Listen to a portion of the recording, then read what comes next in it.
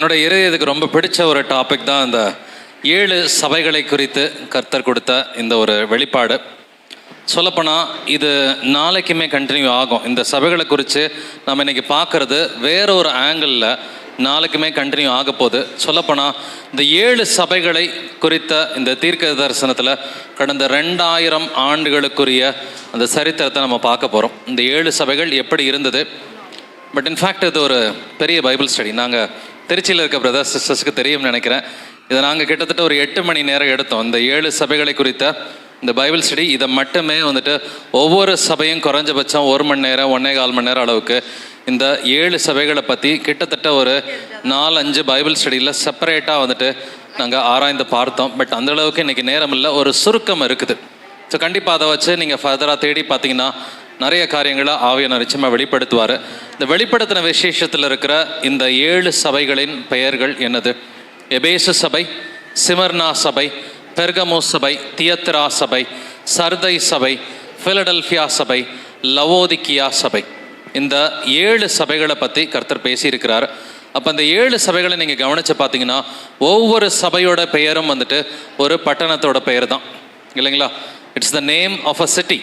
ஒவ்வொரு சபையோட பெயரும் ஒரு பட்டணத்தினுடைய பெயராக இருக்கிறது. சொல்லப்போனால் புதிய ஏற்பாட்டில் இருக்கிற ஒவ்வொரு சபையோட பெயரும் பட்டணத்தோட பேர் தான். எருசலேம் சபை அதுவும் ஒரு பட்டணத்தோட பேர் தான், இல்லைங்களா? அடுத்து கொரிந்து சபை, அந்தியோக்கியா சபை, ரோமர் சபை, கலாத்தியா சபை, எபேசு சபை, பிலிப்பு, கொலோசே, தெசலோனிக்கே, எல்லா சபைகளோட பெயர்களும் பட்டணத்தினுடைய பெயர்களாக இருக்கிறது.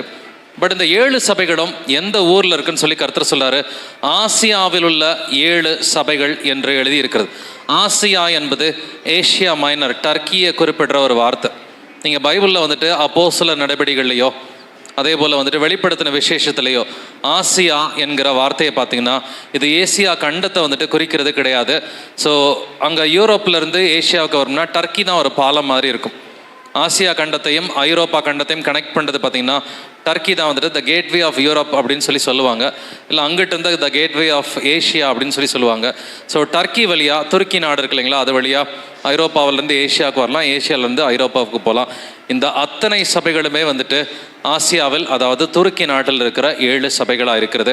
என்னுடைய ஒரு சில அடிப்படையான வசனங்களை நம்ம வாசித்து விட்டு ஒவ்வொரு சபையினுடைய அந்த சாராம்சத்தை நம்ம பார்க்க போகிறோம்.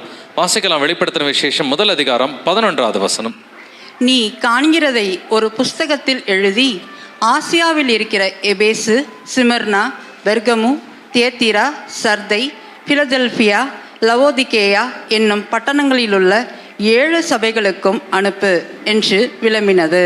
நீ காண்கிறதை ஒரு புஸ்தகத்தில் எழுதி ஆசியாவில் இருக்கிற எபேசு, Smyrna, Bergamo, தியத்திரா, Sardis, Philadelphia, Laodicea ஒரு கரெக்டாக ஆர்டர் மெயின்டைன் பண்ணுறாரு. எந்த சபையும் ஒன்றுக்கு ஒன்று மாறவில்லை. இதே ஆர்டரில் தான் அவர் இந்த 2 அதிகாரங்களையும் கர்த்தர் எழுதுவார். 2ஆம் அதிகாரம் வெளிப்படுத்தின விசேஷத்தில் இருக்கிற 2ஆம் அதிகாரத்தில் 4 சபைகளை பற்றி கர்த்தர் பேசியிருக்கிறார். 3ஆம் அதிகாரத்தில் 3 சபையை பற்றி பேசியிருக்கிறார். மொத்தம் 7 சபைகள். அதில் 2 சபையை பார்த்து தான் கர்த்தர் மனம் திரும்புன்னு சொல்லலை. அந்த 2 சபை எது? ஒன்று சிமர்னா சபை, இன்னொன்று பிலடெல்பியா சபை. 2 சபையை பார்த்து தான் கர்த்தர் மனம் திரும்புன்ற வார்த்தையை சொல்ல 5 சபைகளை பார்த்து கர்த்தர் மனம் திரும்புன்னு சொல்றார். அந்த நாட்களிலே சபைகள் மனம் திரும்ப வேண்டியதாக இருந்துச்சு. இந்த நாட்களில் இன்னும் அதிகமாகவே சபைகள் மனம் திரும்ப வேண்டியது இருக்குது. இப்போ நாம் இருக்க வேண்டியது சிமர்னா சபையை போல, பிலடெல்பியா சபையை போல நாம் மாறிக்கணும். இதுதான் கர்த்தர் இன்னைக்கு நமக்கு கொடுக்குற ஒரு செய்தி. ஸோ நீங்கள் அதிகமாக ஃபோக்கஸ் பண்ண வேண்டியது நீங்கள் சிமர்னா சபையை போல், பிலடெல்பியா சபையை போல் நம்ம இருக்கிறதுக்கு நம்ம பழகணும். ஸோ இண்டிவிஜுவலாக நான் எங்கே இருக்கிறேன்?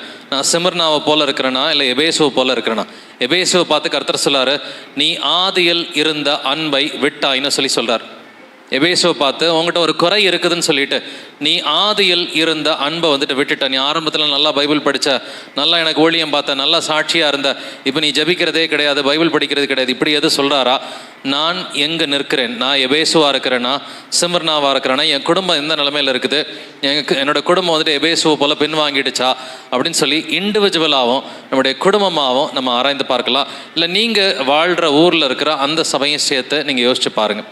ஸோ ஒன்று பர்சனல் ஆங்கிள், ரெண்டாவது வந்துட்டு ஃபேமிலி, மூணாவது வந்துட்டு நீங்கள் இருக்கிற பகுதியில் இருக்கிற சீஷர்கள் கூட்டம். இது மூணையுமே நீங்கள் யோசித்து பார்த்து எந்த சபையாக நீங்கள் இருக்கிறீர்கள் என்பதை நம்ம நிதானித்து அறிவோம். பட் இந்த முதல் சபை எபேசு சபை, இது ரொம்ப இன்ட்ரெஸ்டிங்கான எபேசு சபைக்குரிய ஒரு பைபிள் ஸ்டடி இருக்குது. நான் எபேசுவை பற்றி வெளிப்படுத்தின விசேஷத்தில் இருக்கிறத விட அதிகமான ஹிஸ்டாரிக்கல் டீட்டெயில்ஸ் அப்போஸ்தலர் நடவடிக்கைகளில் தான் இருக்குது. எபேசு புஸ்தகத்தில் கிடையாது. எபேசு புஸ்தகத்தில் அறிவுரைகள், உபதேசங்கள் இருக்குது. பட் அப்போஸ்தலர் நடவடிக்கைகளில் வந்துட்டு எபேசு சபையின் பற்றி அதிகமான டீட்டெயில்ஸ் கர்த்தர் கொடுத்துருக்கிறாரு. பட் முதல்ல வந்துட்டு அந்த நேமிங் கன்வென்ஷனுக்கு வந்துட்டு வரலாம். எட்டிமாலஜி என்ன வந்துட்டு அர்த்தம் இருக்குது. எபேசுஸ் அப்படின்னு சொன்னால் டிசைரபிள், அதாவது விரும்பப்படத்தக்க என்று அர்த்தம். எபேசு அப்படின்னு சொன்னாக்க விரும்பப்படத்தக்க, டிசைரபிள் அப்படின்னு சொல்லி அர்த்தம். ஸோ இன்றைக்கி வந்துட்டு ஏஷியா மைனரில் டர்க்கியில் வந்துட்டு இருக்குது. அந்த எபேசு சபைக்கு யார் போய் சுவிசேஷம் அறிவித்தது? அப்போஸ்தலன் பவுல். நீங்கள் அப்போஸ்தலர் 19ஆம் அதிகாரம் வாசித்து பார்த்துக்குங்க. அப்போஸ்தலன் பவுல், அதன் பிறகு யோவானும் வந்துட்டு அங்கே போயிருக்கிறாரு, திமோத்தியும் அங்கே அனுப்பி விட்டுருக்கிறாங்க. அப்படின்ற இந்த டீட்டெயில்ஸ் எல்லாமே நமக்கு அப்போஸ்தலர் நடவடிக்கைகளையும் எபேசு புஸ்தகத்திலையும் வெளிப்படுத்தின விசேஷத்துலையும் கர்த்தர் காண்பித்திருக்கிறார். அங்கே ஒரு ஃபேமஸான ஒரு போராட்டம் நடந்தது. உங்களுக்கு வந்துட்டு நீங்கள் அப்போஸ்தலர் நடவடிக்கைகளில் வாசிச்சிருப்பீங்க. அப்போஸ்தலர் 19ஆம் அதிகாரத்தில் தியானால் தான் எங்களுடைய தேவி அப்படின்னு சொல்லி அந்த தியானாலுக்கு, டயானா அப்படிங்கிறது தியானால்னு சொல்லி நமக்கு தமிழில் எழுதப்பட்டிருக்கோம். ஸோ அந்த டயானாக்கு, ஆர்டெமிஸ்க்கு வந்துட்டு ஒரு பெரிய ஆலயம் அங்கே இருந்தது. அந்த ஆர்டெமிஸனுடைய ஆலயம் பார்த்தீங்கன்னா one of the 7 wonders of the ancient world. இன்றைக்கி தாஜ்மஹால்லாம் வந்துட்டு அந்த 7 wonders ஆஃப் த வேர்ல்டில் இருக்குன்னு சொல்கிறாங்க இல்லைங்களா? இல்லை கீசா பிரமிட்ஸ், அந்த ஈஜிப்டில் இருக்கிற பிரமிட்ஸ் எல்லாம் 7 wonders இருக்குதுன்றாங்க.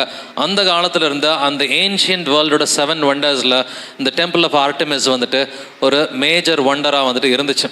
ஸோ இதுதான் அந்த லொக்கேஷனை பற்றியும் அந்த எபேசுங்கிற நாமத்தை பற்றினா ஒரு அடிப்படையான டீட்டெயிலாக இருக்குது. பட் கர்த்தர் இந்த சபையை பார்த்து என்ன சொல்கிறாரு? நீ ஆதியில் கொண்டிருந்த அன்பை விட்டாய்னு சொல்கிறார்.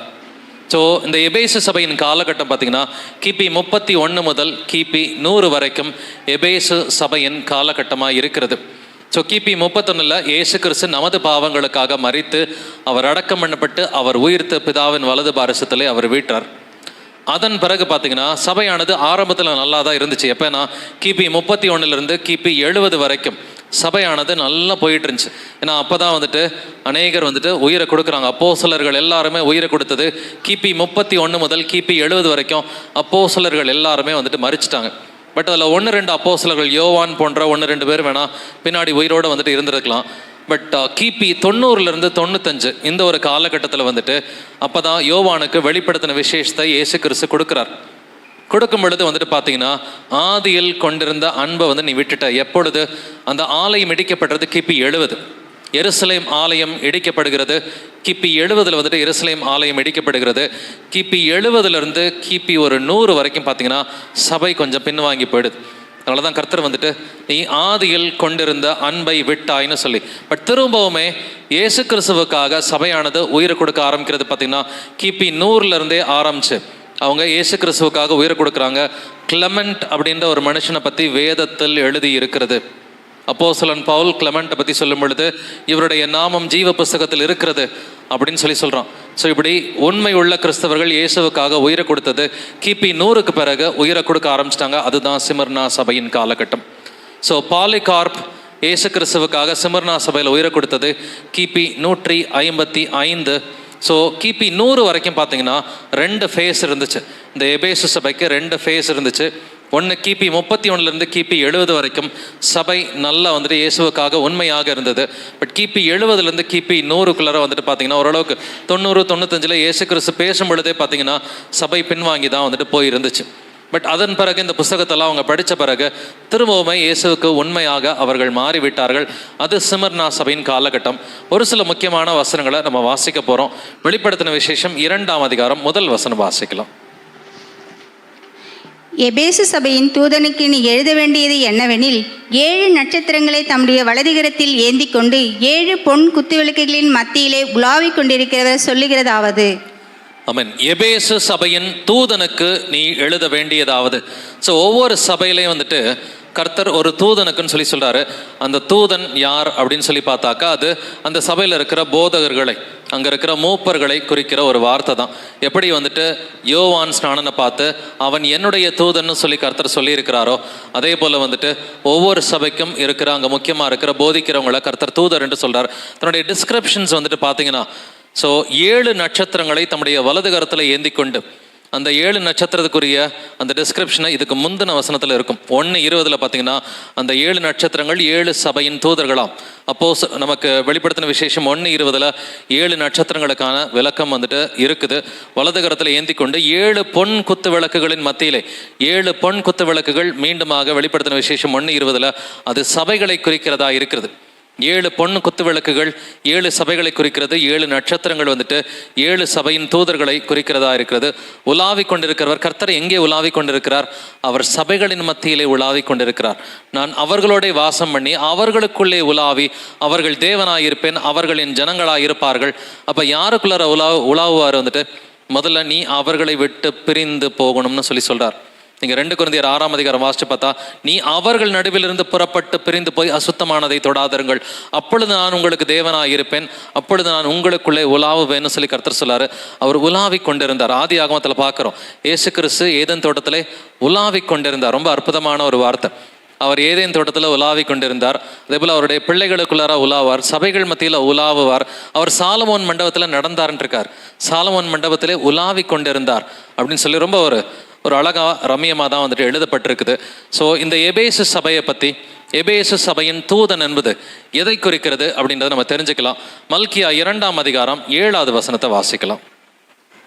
ஆசாரியனுடைய உதடுகள் அறிவை காக்க வேண்டும், வேதத்தை அவன் வாயிலே தேடுவார்களாக, அவன் சேனைகளுடைய கர்த்தரின் தூதன்.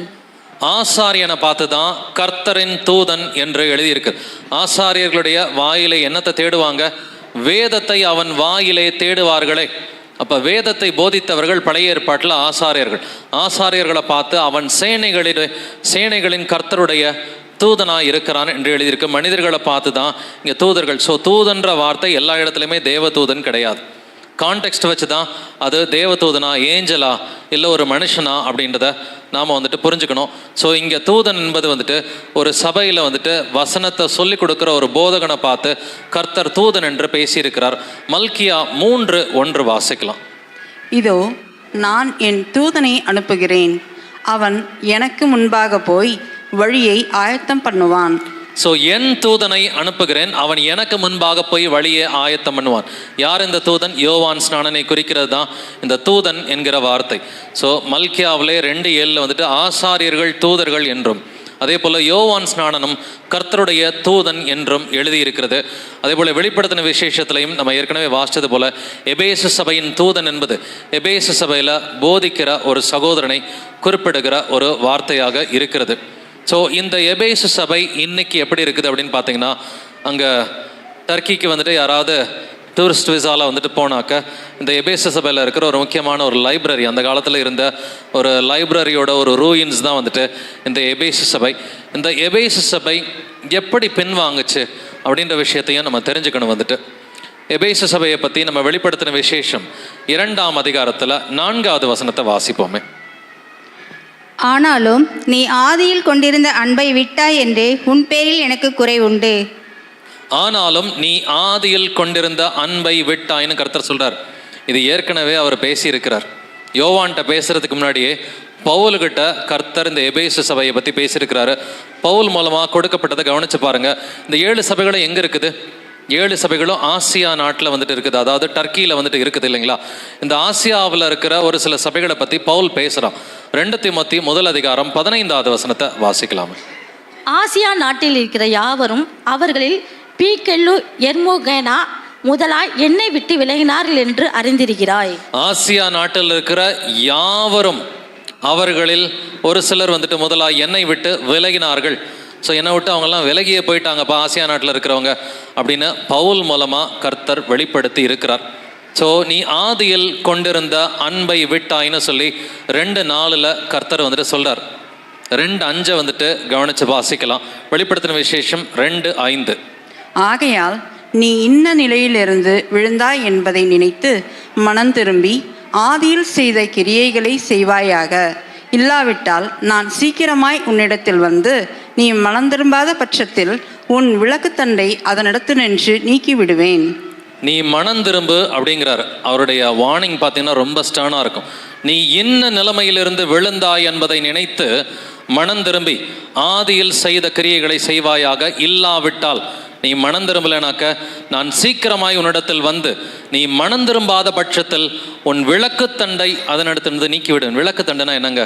வெளிப்படுத்தின விசேஷம் 1:20 விளக்குத்தண்டை என்பது சபையை குறிக்கிறது. விளக்குத்தண்டை எடுத்துருவேன்னா உன்னை சபையாய் இராதபடிக்கு நான் மாற்றி விடுவேன்றார். சபையவே நிர்மூலமாக்கிடுவேன்னு சொல்லி கர்த்தர் வந்துட்டு இது வார்னிங் மட்டும் இல்லை, அவர் செஞ்சு காமிச்சிருக்கிறாரு. இன்னைக்கு எபேசு பட்டணத்தில் எந்த சபையும் கிடையாது. இன்னைக்கு எபேசு பட்டணத்தில் எந்த சபையும் இல்லை. அவர் சொன்னதை செய்கிற கர்த்தராக இருக்கிறார். எபேசு சபை அந்த ஒரு காலகட்டத்தில் மனம் திரும்பாமல் இருந்ததுனால பார்த்தாக்க அது வந்துட்டு கர்த்தர் வந்துட்டு அந்த விளக்கு தண்டை நீக்கி போட்டுட்டாரு. இன்றைக்கி அங்கெல்லாம் இஸ்லாமிக் டாமினேஷன் தான் வந்துட்டு இருக்குது. டர்க்கி இருக்கிறதுனால இஸ்லாமிக் டாமினேஷன் தான் வந்துட்டு அந்த ஊர்கள் இருக்குது. பட் இந்த எபேசு பட்டணத்தில் முதலில் யார் சுவிசேஷம் அறிவித்தது? அப்போஸ்தலன் பவுல் 2 பேரை கூட்டிகிட்டு வரான். அகில்லா பிரிசில்லா 2 பேரை கூட்டிகிட்டு வந்து தான் அங்கு சுவிசேஷம் அறிவிக்கப்படுகிறது. நீங்கள் அப்போஸ்தலர் 18ஆம் அதிகாரம் 19ஆம் அதிகாரம் 2ஐயும் படித்து பார்த்தீங்கன்னாக்க இதில் எபேசு சபையோட ஹிஸ்ட்ரி வந்துட்டு நமக்கு அங்கே யார் போனா, யார் கூட போனா, எப்படி சுவிசேஷம் அறிவிக்கப்பட்டது, இதெல்லாம் நம்ம தெரிஞ்சுக்கலாம். ஒரு சில வசனங்கள் நம்ம எபேசு சபையை பற்றி நம்ம தெரிஞ்சுக்கலாம். அப்போஸ்தலர் 18ஆம் அதிகாரம் 19ஆம் வசனம் வாசிக்கலாம். அவன் எபேசு பட்டணத்துக்கு வந்தபோது அங்கே அவர்களை விட்டு நீங்கி ஜெபாலயத்தில் பிரவேசித்து யூதருடனே சம்பாஷணை பண்ணினான். அவன் எபேசு பட்டணத்துக்கு வந்தபோது, இதுதான் ஃபர்ஸ்ட் வந்துட்டு அப்போஸ்தலன் பவுல் வந்துட்டு எபேசு பட்டணத்துக்கு வருகிறான். ஸோ வந்தபோது, பட் தொடர்ந்து வாசித்து பார்த்தீங்கன்னா அங்கே அகில்லா பிரிசில்லா இவன் கூட இருந்தாங்க அப்படின்றதெல்லாம் நம்ம வாசிக்க முடியும். அவர்களை விட்டு நீங்கி ஜெப ஆலயத்தில் பிரவேசித்து யூதருடனே சம்பாஷணை பண்ணினான். பட் ஒரு சில ஊர்களில் ஜெப ஆலயம் இருக்கும், போய் அங்கே வந்துட்டு போதிப்பான், சம்பாஷணை பண்ணுவான். ஒரு சில ஊர்களில் ஜெப ஆலயம் இருக்காது. அப்போ பவுல் என்ன பண்ணியிருக்கிறான்? ஆத்தங்கரையில் உட்காந்து பிரசங்கம் பண்ணான். அங்கே தான் லீதியாளுடைய இருதயம் திறக்கப்பட்டது இல்லைங்களா? ஐரோப்பாவில் வந்துட்டு the first convert of Europe, Lydia தான் வந்துட்டு the first convert, European convert வந்துட்டு. அது எந்த சபைன்னு பார்த்தீங்கன்னா பிலிப்பு சபை. அந்த பிலிப்பு தான் வந்துட்டு தலைமை பட்டணம் என்கிற வார்த்தை எழுதப்பட்டிருக்கிறது. ஸோ அந்த பிலிப்பு சபையில் அந்த தலைமை பட்டணத்தில் அங்கே ஜெப ஆலயமே கிடையாது. ஆத்தங்கரையில் உட்காந்து ப்ரீச் பண்ணியிருக்கிறான். நாமளும் இடம் பொருள் ஏவெல்லாம் பார்க்கக்கூடாது. சமயம் வாய்த்தாலும் வாய்க்காவிட்டாலும் ஜாக்கிரதையாக திருவசனத்தை போதிக்க வேண்டும். ஸோ எபேசு பட்டணத்துக்கு அப்போஸ்தலன் பவுல் மூலமாக தான் சுவிசேஷம் அறிவிக்கப்படுகிறது அப்படிங்கிறத பார்க்குறோம். அப்போஸ்தலர் 19:1 வாசிப்போமே. அப்போலா என்பவன் கொரிந்து பட்டணத்திலே இருக்கையில் பவுல் மேடான தேசங்கள் வழியாய் போய் எபேசுவுக்கு வந்தான். அப்போல்லோ வந்துட்டு கொரிந்துவில் இருக்கிறான். அப்போ பவுல் வந்துட்டு எப்படி போகிறான்? மேடான தேசங்கள் வழியாக. இப்போ ஏன் இப்படிலாம் எழுதுறாரு? மேடான தேசங்கள் வழியாக போய் அவன் கடல் மார்க்கமாக கப்பலில் போகல, நடந்தே போயிருக்கிறான்றதை காமிக்கிறார். மேடான தேசங்கள் வழியாக இதெல்லாம் பார்த்தீங்கன்னா ஒரு 1000 கிலோமீட்டருக்கு மேலே இருக்கும். இன்றைக்கி நம்மெல்லாம் இப்போ பிரதர் இன்டர்வலில் கூட பேசிகிட்டு இருந்தோம், உபத்திரவமே இல்லாமல் ஒளியை பார்த்துட்டு இருக்கிறோம் அப்படின்றத. உண்மைதான், நாமெல்லாம் வந்துட்டு உபத்திரவமே இல்லாமல் தான் இன்றைக்கி ஒளியை பார்த்துருக்குறோம். மேடான தேசங்கள் வழியாய் போய் எபேசுவுக்கு வந்தான். ஸோ பவுல் வந்துட்டு எபேசுவுக்கு வரான். எவ்வளவு நாள் போதிக்கிறான் அப்படின்றத கவனித்து பார்த்தீங்கன்னா ஆரம்பத்தில் 2 வருஷம், பிறகு 1 வருஷம், மொத்தம் 3 வருஷம். ஃபஸ்ட்டு 2 வருஷம், அதன் பிறகு 1 வருஷம். அதனால தான் எபேசு சபையை குறித்த ஒரு பெரிய பாரம் இருக்குது. அவன் ஜெயிலில் கைதியாக இருக்கிறப்ப எழுதின லெட்டர் தான் எபேசு புஸ்தகம். நான் கட்டப்பட்டிருக்கிறேன் அப்படின்ற வார்த்தை எபேசு புஸ்தகத்தில் ஒரு 1-2 இடத்துல வந்துட்டு வரும். ஸோ அவன் ஜெயில் கைதியாக இருக்கும் பொழுது கூட இந்த எபேசு சபை பின்வாங்கி போயிடக்கூடாது, நான் பின்வாங்கி போகும்ன்றது அவனுக்கு நல்லாவே தெரியும். பின்வாங்கி போயிடக்கூடாது அப்படின்ற ஒரு ஆதங்கத்தில் வந்துட்டு எபேசு சபைக்கு ஒரு கடிதத்தை வந்துட்டு எழுதுறான். ஸோ எவ்வளவு நாள் ஊழியம் பார்த்தான்றதை தெரிஞ்சுக்கலாம். அப்போஸ்தலர் 19:10 வாசிக்கலாமே. 2 வருஷ காலம் இப்படி நடந்ததினாலே ஆசியாவில் குடியிருந்த யூதரும் கிரேக்கருமாகிய எல்லாரும் கர்த்தராகிய இயேசுவின் வசனத்தை கேட்டார்கள். 2 வருஷ காலம் வந்துட்டு ஆரம்பத்தில் எபேசு பட்டணத்தில் அவ்வளோ கஷ்டப்பட்டு பவுல் போதிச்சிருக்கிறான். சாதாரணமாக போதிக்கல வந்துட்டு அங்கே நான் துஷ்ட மிருகங்களோட போராடினேன் என்று மனுஷர் பேசுகிற பிரகாரமாய் பேசுகிறேன் அப்படின்ற வார்த்தைகள் எபேசு பட்டணத்துக்கு பயன்படுத்தப்பட்டிருக்கு. ஸோ கொஞ்ச நஞ்ச எதிர்ப்பெல்லாம் அப்போஸ்தலன் பவுலுக்கு கிடையாது, அதிகமான எதிர்ப்பு இந்த எபேசு பட்டணத்தில் இருந்தது. இருந்தாலும் 2 வருஷ காலம் தொடர்ந்து ஊழியம் பார்க்கறதுக்கு கர்த்தர் கிருபையை கொடுத்தாரு. திரும்ப வெளியூருக்கெல்லாம் போயிட்டு திரும்ப இன்னொரு 1 வருஷம் வந்து தங்கி மொத்தம் 3 வருஷம் அதையும் ரெஜிஸ்டர் பண்ணுறான் அப்போஸ்தலன் பவுல். இந்த 3 வருஷ காலமாய் நான் கண்ணீரோட வந்துட்டு ஊழியம் பார்த்துக்கிறேன், ஜாக்கிரதையா இருங்கப்பா அப்படின்றத வந்துட்டு எபேசு சபையின் மூப்பர்களோட பேசுகிறான். ஸோ 2 வருஷம் ஊழியம் பார்த்துருக்கிறான். பட் அந்த ஊழியம் எவ்வளவு கடினமாக இருந்தது அப்படின்றத நம்ம தெரிஞ்சுக்கலாம். 1 கொரிந்தியர் 15:32 வாசிக்கலாம். நான் எபேசுவிலே துஷ்ட மிருகங்களுடனே போராடினேன் என்று மனுஷர் வழக்கமாய் சொல்லுகிறேன். எபேசுவிலே துஷ்ட மிருகங்களுடனே போராடினேன். ஸோ கீழ்ப்படியாத புறஜாதிகள் மூலமாக வந்த எதிர்ப்புகள் இல்லை, யூதர்கள் மூலமாக வந்த எதிர்ப்புகளை தான் துஷ்ட மிருகங்களோட போராடினேன்னு சொல்கிறான். ரொம்ப உபத்திரவத்தின் மத்தியில் தான் எபேசுவில் அப்போஸ்தலன் பவுல் ஊழியம் வந்துட்டு பார்த்துருக்குறான். பட் அதனால தான் அந்த ஒரு பாரம் இருக்குது. ஸோ ஒரு ஊர் வழியாக போகும் பொழுது பார்த்தீங்கன்னா ஆள் அனுப்பி கூப்பிட்டு விடுறான். எபேசு சபையின் மூப்பர்களை வரவழைத்தான் என்கிற ஒரு வசனம் இருக்குது. வாசிக்கலாம். அப்போஸ்தலர் 20:17. மிலாத்துவில் இருந்து அவன் எபேசுவுக்கு ஆள் அனுப்பி சபையின் மூப்பரை வரவழைத்தான். ஸோ மிலேத்துவில் வந்துட்டு இறங்கி எபேசுவுக்கு ஆள் அனுப்பிவிட்டு சீஃப் பாஸ்டர்லாம் கூப்பிடல, சபையின் மூப்பரை வரவழைத்தான். எபேசு சபையை வழிநடத்தியது மூப்பர்கள் தான். எருசலேம் சபையை வழிநடத்தியது அப்போஸ்தலர்கள் கிடையாது, மூப்பர்கள். எபேசு சபையில் தனியாக மூப்பர்கள் இருந்தாங்க. எருசலேம் சபையில், அந்தியோக்கியா சபையில் ஒவ்வொரு பட்டணத்திலையும் தனித்தனியாக மூப்பர்கள் இருந்தார்கள் என்பதை வந்துட்டு பார்க்குறோம். பட் இந்த எபேசு சபை பின்வாங்கி போகும் என்பது வந்துட்டு பவுலுக்கு நல்லாவே தெரியும். ஸோ இது அப்போஸ்தலர் 20:17 வசனம் இல்லைங்களா? தொடர்ந்து நீங்கள் இதை வாசித்து பார்த்தீங்கன்னாக்க இந்த சபை பின்வாங்கி போகும் என்பதை அவன் சொல்லியிருக்கிறான். அப்போஸ்தலர் 20 வசனங்கள் 29 முதல் 30 வரை நம்ம வாசிக்கலாம். நான் போன பின்பு மந்தையை தப்பவிடாத கொடிதான ஓநாய்கள் உங்களுக்குள்ளே வரும். உங்களிலும் சிலர் எழும்பி சீஷர்களை தங்களிடத்தில் இழுத்து கொள்ளும்படி மாறுபாடானவைகளை போதிப்பார்கள் என்று அறிந்திருக்கிறேன். நான் போன பின்பு மந்தையை தப்பவிடாத கொடிதான ஓநாய்கள். ஓநாய் என்பது மத்தேயு 7:15 படி யாரு? கள்ள போதகர்களை தான் ஓநாய்ன்னு சொல்லி கர்த்தர் சொல்றார். பட் அந்த ஓநாய்கள் எங்க இருப்பாங்க? உங்களிலும் சிலர் எழும்பி. மூப்பர்களே ஒரு சிலர் ஓநாய்களாக மாறுவாங்க. பொருள் ஆசையினால, பெருமையினால மூப்பர்களிலும் ஒரு சிலர் ஓநாய்களாய் மாறுவார்கள். உங்களிலும் சிலர் எழும்பி சீஷர்களை தங்களிடத்தில் இழுத்து கொள்ளும்படி அவங்க என்ன பண்ணுவாங்களாம்? மாறுபாடானவைகளை போதிப்பார்கள் என்று அறிந்திருக்கிறேன். ஸோ சீஷர்களை ஒரு கூட்டத்தை தன்வய வசப்படுத்தணும்னு சொன்னாக்கா மாறுபாடான போதனைகளை போதிச்சாலே வந்துட்டு போதும். ஸோ இப்படி தான் வந்துட்டு எபேசு சபை கெட்டு போகும் என்று கர்த்தர் வந்துட்டு அப்போஸ்தலன் பவுலுக்கு வெளிப்படுத்தி இருந்தார். ஸோ நீ ஆதியில் கொண்டிருந்த அன்பை விட்டாய். அந்த ஒரு வசனத்துக்கு தான் இவ்வளவு வசனங்கள் நம்ம பார்க்குறோம். ஸோ ஆதியில் கொண்டிருந்த அன்பு வந்துட்டு எப்படி கெட்டு போச்சு அப்படின்றத பவுல் மூலமாகவே கர்த்தர் வந்துட்டு நமக்கு தெளிவாக தீர்க்க தரிசனங்கள் கொடுத்துருக்கிறாரு. ஸோ அவன் எவ்வளோ நாள் இருந்தான் அப்படின்றத அடுத்த வசனத்தில் ஆவியானவர் வெளிப்படுத்துகிறாரு. அப்போஸ்தலர் 20:31 வாசிப்போமே. ஆனபடியால் நான் 3 வருஷ காலமாய் இரவும் பகலும் கண்ணீரோடு இடைவிடாமல் அவனுக்கு புத்தி சொல்லிக் கொண்டே இருந்ததை நினைத்து விழித்திருங்கள். ஆனபடியால் நான் 3 வருஷ காலமாய் இரவும் பகலும் கண்ணீரோடே இடைவிடாமல், இரவும் பகலும் கண்ணீரோடே இடைவிடாமல் புத்தி சொல்லி கொண்டு வந்தான். ஸோ இப்படி தான் வந்துட்டு ஒரு உண்மை உள்ள போதகன் இருக்கணும். ஸோ 3 வருஷ காலமாக எபேசு சபைக்காக அவன் போராடி புத்தி சொல்லியிருக்கிறான். வந்துட்டு இது எல்லாமே கெட்டு போகணும்னு பவுலுக்கு தெரியுங்க. கெட்டு போனதையும் அவன் கண்ணால் பார்த்துருக்கிறான். கெட்டு போகும்ன்ற தீர்க்க தரிசனம் மட்டுமில்லை, எபேசு சபை கெட்டு போனதை தன்னுடைய கண்ணால் வந்துட்டு அப்போஸ்தலன் பவுல் பார்த்துருக்கிறான். அதனால தான் அவன் ஒரு ஆள்கிட்ட போய் கொஞ்சம் கெஞ்சுறான். டே போடா, கொஞ்சம் போய் அந்த சபையை பார்த்துக்கடா அப்படின்னு சொல்லி ஒரு சிலர்கிட்ட கெஞ்சியெல்லாம் அனுப்பி விட்டுருக்கிறான். அதில் ஒருத்தன் தான் திமோத்தி. வாசிக்கலாம். 1 தீமோத்தேயு 1 முதல் 4 வசனங்களை வாசிப்போம். வேற்றுமையான உபதேசங்களை போதியாதபடிக்கு விசுவாசத்தினால் விளங்கும் தெய்வீக பக்தி விருத்திக்கு ஏதுவாயிராமல் தர்க்கங்களுக்கும் ஏதுவாய் இருக்கிற கட்டுக்கதைகளையும் முடிவில்லாத வம்ச வரலாறுகளையும் கவனியாதபடிக்கும் நீ சிலருக்கு கட்டளையிடும் பொருட்டாக நான் மக்கோதோனியாவுக்கு போகும்போது உன்னை எபிசு பட்டணத்தில் இருக்க வேண்டிக் கொண்டபடியே செய்வாயாக. வேற்றுமையான உபதேசங்களை போதியாதபடிக்கு எபேசு பட்டணத்துக்கு போறதனுடைய அப்ஜெக்டிவ் என்னது? உன்னை எபேசு பட்டணத்தில் இருக்க வேண்டிக் கொண்டபடியே செய்வாயாக. நான் வேண்டிக்கிட்டேன் இல்லையா, தயவு செஞ்சு போப்பா அப்படின்னு சொல்லி நான் வேண்டிக்கிட்டது எதுக்காக? வேற்றுமையான உபதேசங்களை போதியாதபடிக்கு.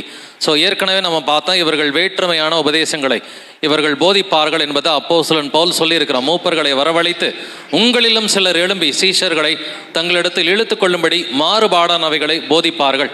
ஸோ வேற்றுமையான உபதேசங்கள் வரும்ன்றது பவுலுக்கு தெரியும்.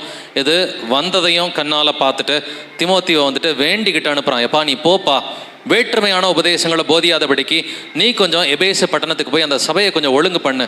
திமோத்தி மட்டும் இல்லைங்க, இன்னொருத்தனையும் அனுப்புகிறான். ஸோ பவுல் அந்த சபைக்கு ஆரம்பத்தில் ஊழியம் பார்த்தது மட்டும் இல்லாமல் பின்வாங்கி போயின்னு தெரிஞ்சு அந்த தீர்க்க தரிசனங்களை சொல்லி பின்வாங்கி போனதை பார்த்து வருத்தப்பட்டு வந்துட்டு திரும்ப திமோத்தியை அனுப்புகிறான். அடுத்து தீகிக்கையும் டைகிகஸ் அவனையும் அனுப்புகிறான். 2 திமோத்தி 4ஆம் அதிகாரம் 12வது வசனம் வாசிக்கலாம். தீகுக்குவை நான் எபேசுக்கு அனுப்பினேன். தீகிக்குவை நான் எபேசுவுக்கு அனுப்பினேன் என்று எழுதியிருக்கிறது. ஸோ பவுல் வந்துட்டு எபேசு சபை பின்வாங்கி போனப்போ யாரெல்லாம் வந்துட்டு அனுப்புகிறான்? 1 திமோத்தியை அனுப்புகிறான், 2வது டைகிகஸ் அவனையும் வந்துட்டு அனுப்புகிறான். அதுபோல் அவன் ஜெயில் கைதியாக இருக்கிறப்பையும் கூட அவனுடைய மனசு வந்துட்டு தாங்கலை. ஏன்னா 3 வருஷம் காலமாக கண்ணீரோடும் அவன் வந்துட்டு புத்தி சொல்லி வந்தேன் அப்படின்னு சொல்கிறான் இல்லைங்களா. எபேசு புஸ்தகத்திலிருந்து ஒரு வசனத்தை நம்ம வாசிக்கலாம். எபேசியர் 3:1 வாசிக்கலாம். இது நிமித்தம் பவுலாகிய நான் புறஜாதியாய் இருக்கிற உங்கள் பொருட்டே கிறிஸ்து இயேசு நிமித்தம் கட்டுண்டவனாய் இருக்கிறேன். இது நிமித்தம் பவுல் ஆகிய நான் புறஜாதியாய் இருக்கிற உங்கள் பொருட்டு கிறிஸ்து இயேசு நிமித்தம் கட்டுண்டவனாக இருக்கிறேன். ஜெயிலில் இருக்கும் பொழுது கூட எபேசு சபையை பவுலால் வந்துட்டு மறக்க முடியல. ஸோ பவுலுக்கு நல்லாவே தெரியும் இயேசு கிறிஸ்துவும் துக்கமாக இருப்பார் அப்படின்றது அவனுக்கு நல்லாவே தெரிஞ்சு, நீ ஆதியில் கொண்டிருந்த அன்பை விட்டாய், அந்த ஒத்த வசனத்துக்கு பார்த்தீங்கன்னா இவ்வளவு ஹிஸ்ட்ரியை வந்துட்டு ஆவியானவர் கொடுத்துருக்கிறார். சொல்லப்போனால் இது ஒரு சுருக்கம் மட்டுமே, இன்னும் நிறையா விஷயங்கள் கூட இருக்குது. இது ஒரு சுருக்கம் மட்டுமே. இந்த எபேசு சபையின் காலகட்டம் கிபி 31 முதல் கிபி 100 வரைக்கும் கிறிஸ்தவ சரித்திரத்தை படித்து பார்த்தீங்கன்னா கிபி 31 கிபி 70 வரைக்கும் சபை வந்துட்டு கரெக்டாக வசனங்களை கடைபிடித்ததாக இருந்தது. பட் அப்போஸ்தலர்கள் அநேகர் மரித்த பின்பு பார்த்தீங்கன்னாக்க அவங்க ஆலயம்லாம் இடிஞ்சு போயிடுச்சு. இவர்கள் பல ஊர்களுக்கு சிதறடிக்கப்பட்டார்கள். அதன் பின்னாடி வந்துட்டு பார்த்தீங்கன்னா கிபி 70 கிபி ஒரு 90-95 வரைக்கும் பார்த்தீங்கன்னா பின்வாங்கி போய் தான் இருந்துச்சு. அதனால தான் இயேசு கிறிஸ்து சொல்கிறாரு, நீ ஆதியில் கொண்டிருந்த அன்பை நீ விட்டாய், நீ மனம் திரும்பாவிட்டால் உன் விளக்கு தண்டை நான் எடுத்து விடுவேன் என்று கர்த்தர் வந்துட்டு ஒரு வார்னிங் கொடுத்துருக்கிறாரு. ஸோ இதுதான் எபேசு சபைக்குரிய ஒரு அடிப்படையான ஒரு சாராம்சம். இன்னைக்கு நாமளும் நாமே நிதானித்து அறியணும். நான் எங்கே இருக்கிறேன்னா எபேசுவை போல இருக்கிறேன்னா இல்லை சிமிர்னாவை போல இயேசுவுக்கு உயிரை கொடுக்கறதுக்கு ரெடியாக இருக்கிறேன்னா?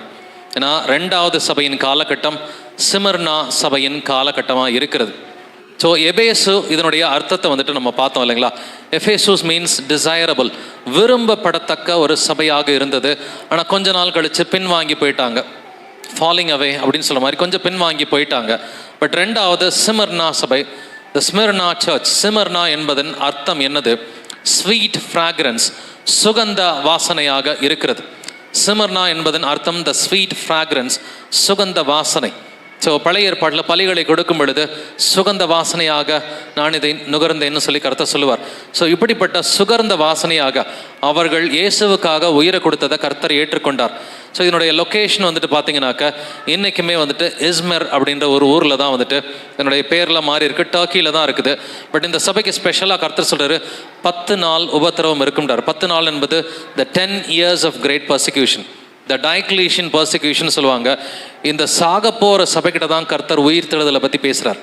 வெளிப்படுத்தின விசேஷத்தில் இயேசு கிறிஸ்து உயிர்த்தெழுதலை பற்றி பேசினது 2 முறை தனக்காக ஜீவனை கொடுக்க போகிற சிமிர்னா சபைக்கிட்ட தான் கர்த்தர் பேசியிருக்கிறார். வெளிப்படுத்தின விசேஷம் 2:8 வெளிப்படுத்தின விசேஷம் 2:11 உயிர்த்தெழுதலை குறித்து ஏன் பேசுகிறார் என்றால், ஏன்னாக்கா இந்த சபை இயேசுவுக்காக அநேகர் ஜீவனை கொடுத்தார்கள், இவர்கள் இரத்த சாட்சிகளாய் இவர்கள் மரித்தார்கள். அதனால தான் கர்த்தர் வந்துட்டு இந்த சபைக்கிட்ட உயிர்த்தெழுதலை பற்றி நீ ஒன்றும் கவலைப்படாத, நான் உன்னை ஆசீர்வதிப்பேன், உன்னை காப்பாற்றுவேன், இப்படிலாம் கர்த்தர் வந்துட்டு ஆசீர்வாத வசனங்கள் எல்லாம் பேசலை. மரண பரியந்தம் எனக்கு உண்மையாயிரு அப்படின்னு சொல்லி கர்த்தர் இந்த சிமிர்னா சபைக்கு சொல்லி கொடுத்துருக்கிறார். ஸோ இந்த ஒரு சபையில் தான் யோவான்கிட்ட கற்றுக்கிட்ட சீஷனாக இருந்த பாலிகார்ப்பு வந்துட்டு சிமிர்னா சபையில் கிட்டத்தட்ட ஒரு 155 வந்துட்டு அவர் தன்னுடைய 86வது வயதில் இயேசுவுக்காக உயிரை கொடுக்குறார். இந்த சரித்திரம் எல்லாமே இன்றைக்குமே இருக்குது. அவரை உயிரோட கொளுத்துறதுக்கு ஒரு கேள்வி கேட்குறாங்க, நீ சிம்பிள்ப்பா இயேசுவை மறுதளிச்சிரு அப்படின்றாங்க. இயேசுவை மறுதளிச்சிரு, நீ உயிரோடு இருக்கலாம் அப்படின்னா. இப்போ 86 வருஷம் நான் இயேசுவை மறுதளிக்காமல் எவ்வளோ கஷ்டத்தின் மத்தியில் அவரை நான் ஆராதிச்சு வந்திருக்கிறேன். இந்த 86 வயசில் நான் இயேசுவை மறுதளிக்க போகிறேன், நீ என்ன பண்ண போகிற? மிஞ்சி போனால் என்னை கொளுத்துறதா இருந்தால் கொளுத்திக்க. ஸோ அதெல்லாம் படித்து பார்த்தீங்கன்னா நம்மளுடைய விசுவாசத்துக்கு ஒரு பெரிய பூஸ்டாக இருக்கும். ஸோ இங்கே ஒரு பெரிய ஒரு ஸ்ட்ராங் ஜூவிஷ் கம்யூனிட்டி இருந்துச்சு. அந்த யூதர்களுடைய கம்யூனிட்டி வந்துட்டு அவங்க விசுவாசிகளை எதிர்த்தார்கள் என்பதையும் பார்க்குறோம். அதனால தான் இங்கே சினகாக் ஆஃப் சேட்டன் அப்படின்ற வார்த்தை வந்துட்டு தங்களை யூதர் என்று சொல்லியும் இவர்கள் யூதராயிராமல் சாத்தானுடைய கூட்டமாக இருக்கிறார்கள் என்று கர்த்தர் ஏன் இந்த சப்ஜெக்டை வந்துட்டு ஸ்பெசிஃபிக்காக சொல்கிறாருன்னா, இங்கே ஒரு பெரிய ஜூவிஷ் ப்ரெசன்ஸ் இருந்துச்சு. ஜூவிஷ் கம்யூனிட்டி இருந்தாங்க. அவர்கள் எல்லோருமே அவர்கள் வசனத்தை எதிர்த்தவர்களா, இயேசு கிறிஸ்துவின் பிள்ளைகளை அவர்கள் எதிர்த்தவர்களா இருந்தாங்க. பட் இந்த சபையில் ஒரு ஸ்பெஷலான ஒரு காரியம் பார்த்தீங்கன்னா, எந்த கம்ப்ளைண்ட்டும் கிடையாது, எந்த கரெக்ஷனும் கிடையாது, எந்த வார்னிங்கும் கிடையாது. இருந்தால் கர்த்தர் பார்வையில் இப்படி இருக்கணும் இல்லைங்களா, இல்லாட்டினா இருக்கக்கூடாது. இருந்தாக்க சிமர்னாவை போல இருக்கணும், இல்லாட்டினா ஃபிலடெல்ஃபியாவை போல இருக்கணும், இல்லாட்டினா இருக்கக்கூடாது. எந்த கம்ப்ளைண்ட்டும் இல்லை, எந்த கரெக்ஷனும் கிடையாது, எந்த வார்னிங்கும் கர்த்தர் வந்துட்டு இந்த சபைக்கு கொடுக்கவே இல்லை வந்துட்டு. ஸோ ஒரு சில முக்கியமான வசனங்களை, இந்த சபைக்குரிய வசனங்களை நம்ம ஆராய்ந்து பார்க்கலாம். வெளிப்படுத்தின விசேஷம் 2ஆம் அதிகாரம் 10வது வசனத்தை வாசிக்கலாம். நீ படப்போகிற பாடுகளை குறித்து எவ்வளவும் பயப்படாதே. இதோ நீங்கள் சோதிக்கும்படும் பொருட்டாக பிசாசானவன் உங்களில் சிலரை காவலில் போடுவான். 10 நாள் உபத்திரம் படுவீர்கள். ஆகிலும் நீ மரண பரியந்தம் உண்மையாயிரு, அப்போது ஜீவ கிரீடத்தை உனக்கு தருவேன். நீ படப்போகிற பாடுகளை குறித்து எவ்வளவும் பயப்படாதே. ரகசிய வருகையில் நாங்கள் மேலே போயிடுவோம் அப்படின்ட்டுலாம் இங்கே எதுவும் இல்லை. உனக்கு பாடுகள் இருக்கும்னு சொல்லி கர்த்தர் சொல்றார். எப்படிப்பட்ட பாடுகள்? இதோ நீங்கள் சோதிக்கப்படும் பொருட்டாக பிசாசானவன் உங்களில் சிலரை காவலில் போடுவான். 10 நாள் உபத்திரவப்படுவீர்கள். த 10 great persecutions. ஸோ இதை 10 விதமான பர்சிக்யூஷன்ஸ்னு எடுத்துக்கலாம். பட் குறிப்பாக ஒரு 10 நாள் உபத்திரவம். ஏன்னா ஒரு நாள் என்பது ஒரு வருஷத்துக்கு கர்த்தர் கொடுக்குறாரு. ஸோ 1 day 1 year பிரின்சிபல் நமக்கு தெரியும். அந்த 10 நாள் உபத்திரவம் வந்து பார்த்தீங்கன்னா கிபி 303 கிபி 312 வரைக்கும் இருந்துச்சு. கிபி 303 312 வரைக்கும் பார்த்தீங்கன்னா 303 to 312 AD. பட் 312 தான் கான்ஸ்டன்டைன் ராஜா ஜெயிக்கிறான். அடுத்து 313 வந்துட்டு த ஈடிக்ட் ஆஃப் டாலரேஷன், கிறிஸ்தவர்களை கொலை செய்யக்கூடாது அப்படின்னு நாங்கள் கர்த்தர் என்ன சொல்றார், ஆகிலும் நீ மரண பரியந்த உண்மையா இரு, நீ செத்து போய் எனக்கு உண்மையா இருக்கணுன்றார். உன்னை வாழாக்காமல் தலையாக்கவன், இப்படிலாம் ஆசீர்வாத வசனங்கள்லாம் அவர் பேசல. ஆசீர்வாதம் ஆட்டோமேட்டிக்காக கொடுக்குறப்ப அவர் கொடுப்பார். ஸோ மரண பரியந்தம் இயேசுவுக்கு உண்மையாக இருந்த சபை தான் இந்த சிமர்னா சபை. அதனால தான் கர்த்தர் வந்துட்டு இந்த சபைக்கிட்ட எந்த கம்ப்ளைண்ட்டும் வைக்கல, எந்த கரெக்ஷன்ஸும் கிடையாது, எந்த வார்னிங்ஸும் கிடையாது. இந்த 4-5 வசனத்தை நம்ம பிடிச்சிக்கிட்டாலே பரலோக ராஜ்யத்துக்கு போயிடலாம். சிமர்னாவை போல இருந்துட்டோம்னா பரலோக ராஜ்யத்துக்கு போகிறது ரொம்ப ரொம்ப ஒரு எளிமையான ஒரு விஷயமா வந்துட்டு இருக்கும். ஸோ இந்த சபை ரொம்ப பர்சிக்யூஷன்ஸ், ட்ரிபுலேஷன்ஸ், உபத்திரவம் இருந்தாலும் அதன் மத்தியில் இயேசு கிறிஸ்துவுக்கு உண்மையாக இருந்த ஒரு சபை தான். இதனுடைய காலகட்டம் வந்துட்டு கிபி 100 முதல் கிபி 313 வரைக்கும். ஏன்னா இந்த 200 ஆண்டுகள் பார்த்தீங்கன்னா அதிகமான பர்சிக்யூஷன்ஸ் ரோம ராஜ்யத்தினால உண்மை கிறிஸ்தவர்களுக்கு இருந்தது. பட் இந்த ஈடிக்ட் ஆஃப் டாலரேஷன், அந்த ஈடிக்ட் ஆஃப் மெலான் இல்லை ஈடிக்ட் ஆஃப் டாலரேஷன் சொல்லுவாங்க, இது 313 தான் கான்ஸ்டன்டைன் ராஜா ஜெயித்த பிறகு அவனும் ஒரு கிறிஸ்தவன்றதை அந்த பாகாலை வழிபடுகிற ராஜாக்கள் அவர்கள் கண்டுபிடித்த பிறகு, சரி கான்ஸ்டன்டைனை இனிமேட்டு ஜெயிக்க முடியாது, பேசாமல் அவனோட இணங்கி போயிடுவோன்னு சொல்லி அந்த எல்லா குறுநில மன்னர்களும் எல்லாம் ஒன்றா சேர்ந்து கிறிஸ்தவர்களை கொலை செய்யக்கூடாதுன்னு சொல்லி ஒரு அரச கட்டளை கொடுத்தாங்க. அந்த அரச கட்டளைக்கு பேர் தான் த ஈடிக்ட் ஆஃப் டாலரேஷன். ஸோ அப்போலேருந்து கிறிஸ்தவர்கள் கொலை செய்யப்படவில்லை. ஆனாலும் அங்கங்கே சின்ன சின்ன பிரச்சனைகள்லாம் இருந்துச்சு. பட் பேகனிசம் முழுமையாக தகர்க்கப்படவில்லை. பேகனிசம், பாகாலை வழிபடுகிற ஒரு காரியம் முழுமையாக தகர்க்கப்படவில்லை. அது 380 தியோடோசியஸ் அப்படின்ற ஒரு ராஜா மூலமாக நடந்துச்சு. 380 தியோடோசியஸ் த ஒன் அப்படின்ற ஒரு ராஜா இருந்தான். அவன் கொஞ்சம் சத்தியம் தெரிஞ்சவனாக தான் நிச்சயமாக இருக்கணும், இல்லாட்டினா பாகாலுடைய ஆலயங்களை மூடுறதுக்கு வாய்ப்பு இல்லை. பேகன் டெம்பிள்ஸ் அத்தனையுமே பூட்டி போட்டான். யோசியா ராஜா செஞ்ச காரியத்தை, இல்லை வந்துட்டு எசேக்கியா ராஜா கர்த்தருக்கு பிரியமாக இருந்தது போல, தாவீது கர்த்தருக்கு பிரியமாக இருந்தது போல, இந்த தியோடோசியஸ் அப்படின்ற ஒரு ராஜாவை வந்துட்டு 380 வந்துட்டு எல்லா பேகன் டெம்பிள்ஸையும் வந்துட்டு மூடுறான். ஒரு காலகட்டத்தில் அடித்து உடைக்கிறாங்க எல்லாத்தையும் வந்துட்டு. அப்போ தான் வந்துட்டு பார்த்தா பேகன்ஸும் ஓரளவுக்கு நாங்களும் கிறிஸ்தவங்களாக மாறிக்கிறோன்னு சொல்லி ஒரு சிலர் உண்மையான எண்ணத்தோடு மாறினாங்க, ஒரு சிலர் வந்துட்டு சில அட்வான்டேஜ் இருக்குன்னு சொல்லி மாறினாங்க. ஸோ இந்த சிமர்னா சபை கர்த்தருக்கு மரண பரியந்தம் உண்மையாக இருந்த ஒரு சபையாக இருந்தது. வாசிக்கலாம் மத்தேயு 10:22. என் நாமத்தின் நிமித்தம் நீங்கள் எல்லாராலும் பயக்கப்படுவீர்கள், முடிவு பரியந்தம் நிலைத்திருப்பவனே ரட்சிக்கப்படுவான்.